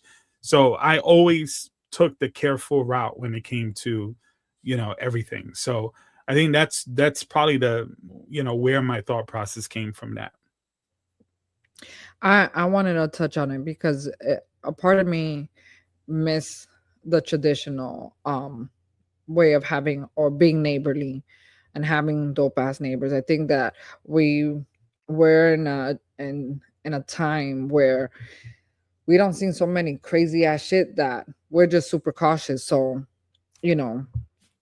we become almost introverted when it comes to our neighbors. I think I still have Rosemary. There's the movie Bones that I was trying to tell you. That was the neighbor. You know what I'm saying? And I believe that movie was based on a true story. That was the neighbors. There used to be a time where the community raised the children. Facts. And that was good times, bro. Good times. Like, you had each other's backs. Like, I don't know. I think that because I live in a town where it's still kind of primarily older people, they still do traditional shit. So they kind of like engrave that on our generation because we're experienced that. So we kind of do it My forward. sister has that kind of like friendly relationship with her neighbors, and she actually despises them in a lot of ways, but she still, it's they're Trumpers, so my sister still, because Nice. she's All my known them for neighbors. so long, I love them. if she has like a big get together or whatever, a lot of times, she'll invite them over, and I find that extremely weird, but that's absolutely normal. Now I've never. It's normal. It's normal. Yes. Yeah. When I lived in my old house, it was normal for them to come in and out my house. I don't remember me going to their house so much, but I don't think I've ever stepped foot in their house at all. Maybe just in their property, but they would always come in my house. Here, they've never been in my house. I've never been into theirs, but besides like the driveway, but we meet at the fence, and if I make empanadas, I bring them some. And every Christmas we exchange gifts. We've been doing that since I moved here, and I've been here 10 years. So they fire. I love them. See, I had a that reminds me of Sebastian Maniscalco, the comedian, because he says, he's saying like back in the day, we did all of that with our neighbors and company coming over. He says now, somebody knocks on the door, everybody is like hiding, like, who's that? And he says back in the day, you was knocking on the door, right? Like, what the fuck? Why are you here? And now back in the day, they would come and like, oh, come in, have some Senka. I don't know if you guys know what that is, but it's just funny that he he said that, but it is true. It's definitely a lot has changed, and I think we have too many divisions, in our communities now to allow that. And even within our communities now, I think there's some of it still exists, and I just think it's situational. It depends on who your neighbor is and who you are, But I think shout it's out still to those around. dope ass neighbors. Shout out to everybody that be flashing us to warn us that we got police ahead. Shout out to y'all. That shit is so fire to me. I love that. I used to do that, but I stopped doing that a long time ago because flashing your neighbors. They ran a law. They ran a law to try to stop it, and then there was like it became like gang initiation thing, to where if you got flashed by somebody, you would have to turn around and bang on them as your initiation. Look, Dame, do you hear? Hold on. Do you not fucking hear yourself? So he's talking about flashing his neighbors, show me your tits, and then he's like, and then banging them, and like, I can't. What the fuck are you talking about? The shit you be saying sometimes, bro. You whatever you smoke, never smoke it again. Nobody's talking about flashing anybody and banging them in your car, flashing the headlights. Oh, you got it. You're a fucking dick. I don't know why y'all like doing this to me. I don't understand. Bro. Yo, don't get me in trouble, bro. Jesus Christ, bro. I'm sorry. Oh shit. Oh. Yo, it's the bait for me. Like, I can't. Man, so your boy Druski cannot stay out of the spotlight. I mean, I feel like we've been talking about him for like the last 3 weeks, right? He's on a roll. It goes from a skit to a big BET announcement, back to another skit, and he's just nailing them one after another. I don't know if you guys have seen it. If you haven't, not the latest. Rudy, stop talking like that. You ain't going to no big city.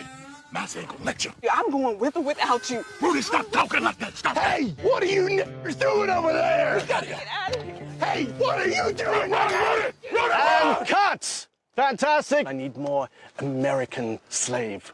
Okay? Like struggle. So, yeah, the struggle. Sort of like the dialogue, like the back and forth banner. Absolutely. Yes. See, this role was sort of a bit cheeky. I got a little bit out of my comfort zone, During the filming of this role in this character, I felt oppressed, like an American slave, like a lot of struggle. I studied the art. A fantastic turnout on the red carpet tonight. I'm just arriving. We had Samson Dubois at the American Guild Awards. Samson, you look great tonight. How hard was it for you to change your accent? As a little boy from Manchester, I think, I struggle a bit with the dialect, right? But to really get into character for this quite astonishing role that I took on, to say the least, I put it all on the line. All right, 3, 2, 1, action. I'm telling you, nigga, if you fuck with my shit, I'll kill you, nigga. You'll be fucked up. Fuck. Nigga, we family. Nigga, ain't no fucking family in this shit. We not family, nigga. Fuck family. Hey, cut, that's the one. That was stunning. That was stunning. Great performance. Working with a good London boy, and I bother him all the time. I had a call with the director. It was quite quintessential to the role, and great character development behind it. I put this fucking bullet in your head, nigga. I laugh because I'm penniless and a bit quite surreal.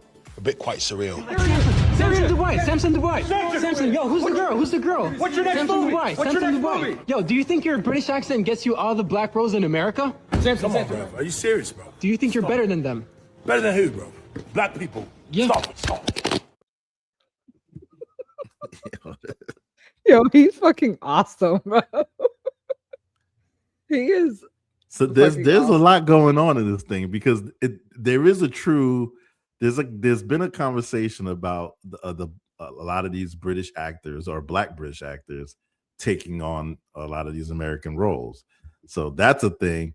And then he's kind of spoofing. You guys familiar with the TV show Snowfall? Well, Snowfall is a TV show supposedly based on the life of Freeway Ricky Ross in California, not the rapper, the real drug dealer. And he's played by a British actor named Damson Idris. And so in this spoof, his name is Samson. So that's kind of, those scenes are like spoofs of scenes from the TV show. Kind of addressing that whole topic, but well, I feel like it goes deeper than that because a big part of the narrative too is how Hollywood seems to want to offer Black people those type of roles, right? Either you're like a slave or a gangster, and there's obviously truth to that. John Leguizamo did a skit years ago when he was, coming up his one-man show where he was talking about how they wanted him to play a junkie. He was telling the story, and he needed to be more Hispanic, in his junkie role or whatever. And, a lot of people have commented on that. The thing is, I remember when 12 Years a Slave came out, a lot of people were upset over it. Speaking of, Lupita Nyong'o. And I think certain stories should be told. But I also think that the problem with Hollywood is that often they don't want to offer people of color roles where they're just a person. You know what I'm saying? And their ethnicity isn't stereotyped or isn't ambiguous. Just a role, right? And we're seeing more of it than what we used to, but it's still not enough. So I think that was a commentary on that as well. And then the whole British thing mixed into it is fucking wild. But yeah. Masterpiece. Yeah, it's pretty funny. It's pretty funny, but I think his accent was a little more Australian, though. I don't know. Definitely more Australian. Key and Peele did a lot of that stuff. That shit was so funny in their show. He's so dope. Key and Peele did a lot of stuff like that in their show as well. And actually that's why I want you to see Get Out, because Get Out is also a commentary on that kind of stuff as well. So you still haven't seen Get Out, bro? No. Oh, you should see it tonight. Just watch it. Yeah. Tonight. I gotta work. You work tomorrow? Oh yeah. Tomorrow. We got a long weekend though, so maybe. But I mean, I'm also trying to go see Obsession in the theater, so you got to pick and choose here. Yeah. Well, you can't go wrong with any of those. So. All right. Well, where we can go wrong is picking up presidents. There's so many things about Donald Trump right now that any one thing would have destroyed anyone's presidency, but because he has so many, like the focus is just scattered everywhere. But really and truly, this one is it's one of the wildest ones. So for those who don't know, what I'm talking about is essentially Donald Trump sued the IRS and the Treasury Department for $10 billion, right? Which And is basically like suing himself. Right. So he sued them in January 2026 because he claims that they, because of the leak of his tax returns. So $10 billion is what he's suing them for. Okay. And then later on, he decided to drop that lawsuit and settle with the Department of Justice. And as part of the agreement, the DOJ created or agreed to a $1.7 billion fund for the January 6th people, apparently because they felt like Trump feels like they were mistreated. What are you going to say? It wasn't technically a settlement because the judge was about to throw it out because in a lawsuit, he is the government suing the government, and so in a lawsuit, someone has to have taken a loss. So you can't be both sides. So it was about to get thrown out. So that eliminates the opportunity for a settlement. So he just basically made a side deal with the IRS. Yeah. And the crazy thing is that this wasn't approved by Congress. This is coming right out of the U.S. Treasury, right out of it. So right out of taxpayer money. And this is what gets even crazier. So they also discovered a separate document. I don't know if you guys know about this one. That forever, with this agreement, will forever ban and preclude from ever examining or prosecuting certain tax matters involving Trump, his sons, and the Trump organization related. It would end all current investigations, right, and eliminate any potential future investigations.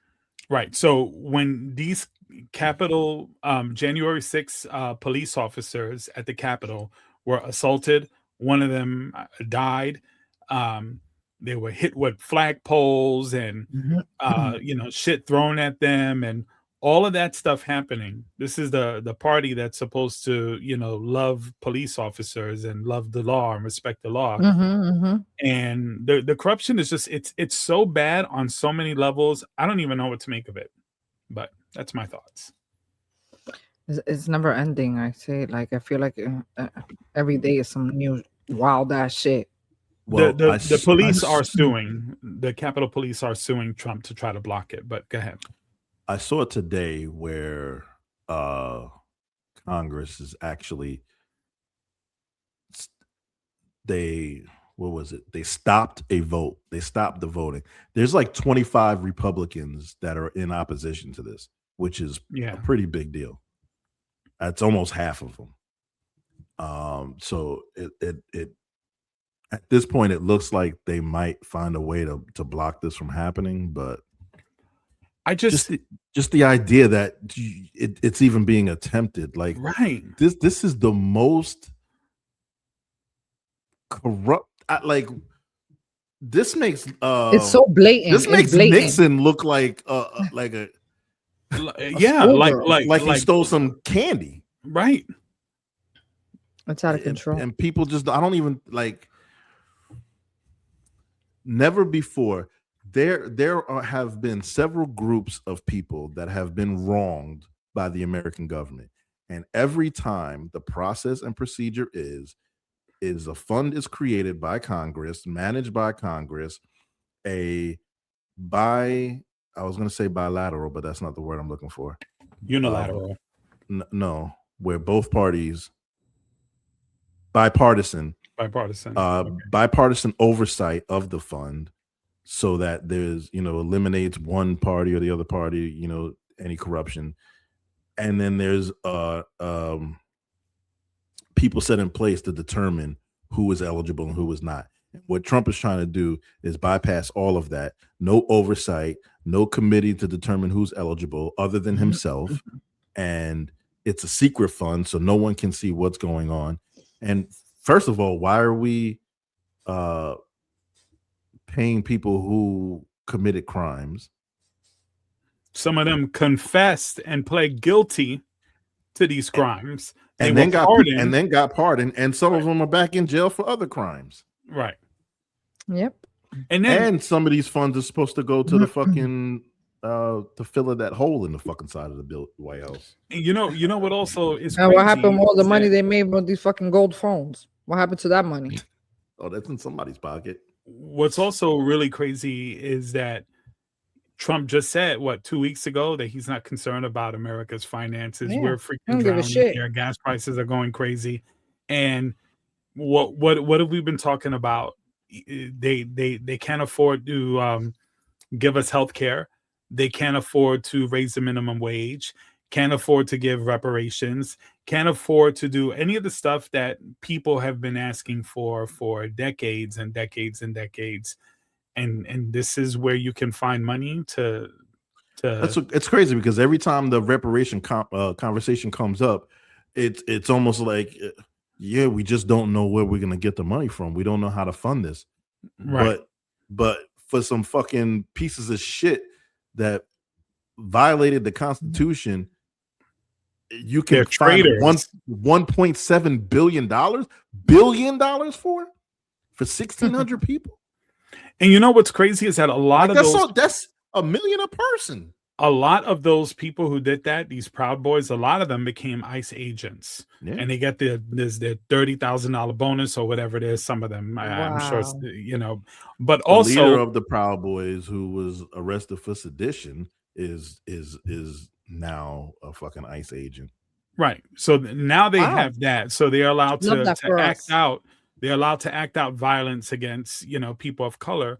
But it even goes deeper than that if you really think about it, because now they are, they use the term like weaponizing, but they actually are weaponizing these people, because who's to say that if Trump loses the election, or isn't able to run again, and a Democrat wins the election, or he gets impeached, that he's not going to have these people all lined up ready to do it again, and if not worse than what they did in January. No, that's 6th. exactly what it's for. He's buying them right now.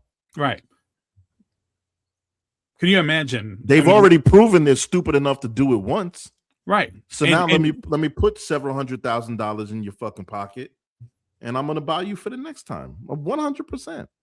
Right. And they're solidified in their belief because of everything that he's trying to do and everything he's been able to do. So a lot of them feel really secure and cushy, and they can get away and do whatever they want. So this is bad. I know this is like a downer, to kind of end the podcast on, but I do think that it's really important that people are aware of this stuff, because it's reality. Voting matters, man. Voting freaking matters. And we might lose that ability, pretty soon, for that to mean anything. So this is why, this is why voting down the ticket matters even more. Right. Because it's your governors and your state representatives that are gerrymandering these fucking districts and giving Trump the power to fucking do the shit that he's doing. So if you don't want that shit to happen, fucking vote. Yeah, make sure you're aware when these smaller local elections are happening, even if they're primaries, like, pay attention to this stuff, because this is really what decides, our future. I know if I'm paying taxes, I want my money to go back to the country in a positive way, not to support these pieces of shit. So anyway, guys, we did it. I think we did it. 14 is in the books. I think we fucking did it. It's definitely done. So yeah, like, share, subscribe, tell a friend to tell a friend to tell a friend, and thank you for coming. We'll see you next week. Yeah. Be safe. Don't flash or bang your neighbors, and you'll be good. It's stupid. Start fucking ignoring you, bro. That's just. See y'all episode 15. Peace, guys. Bye.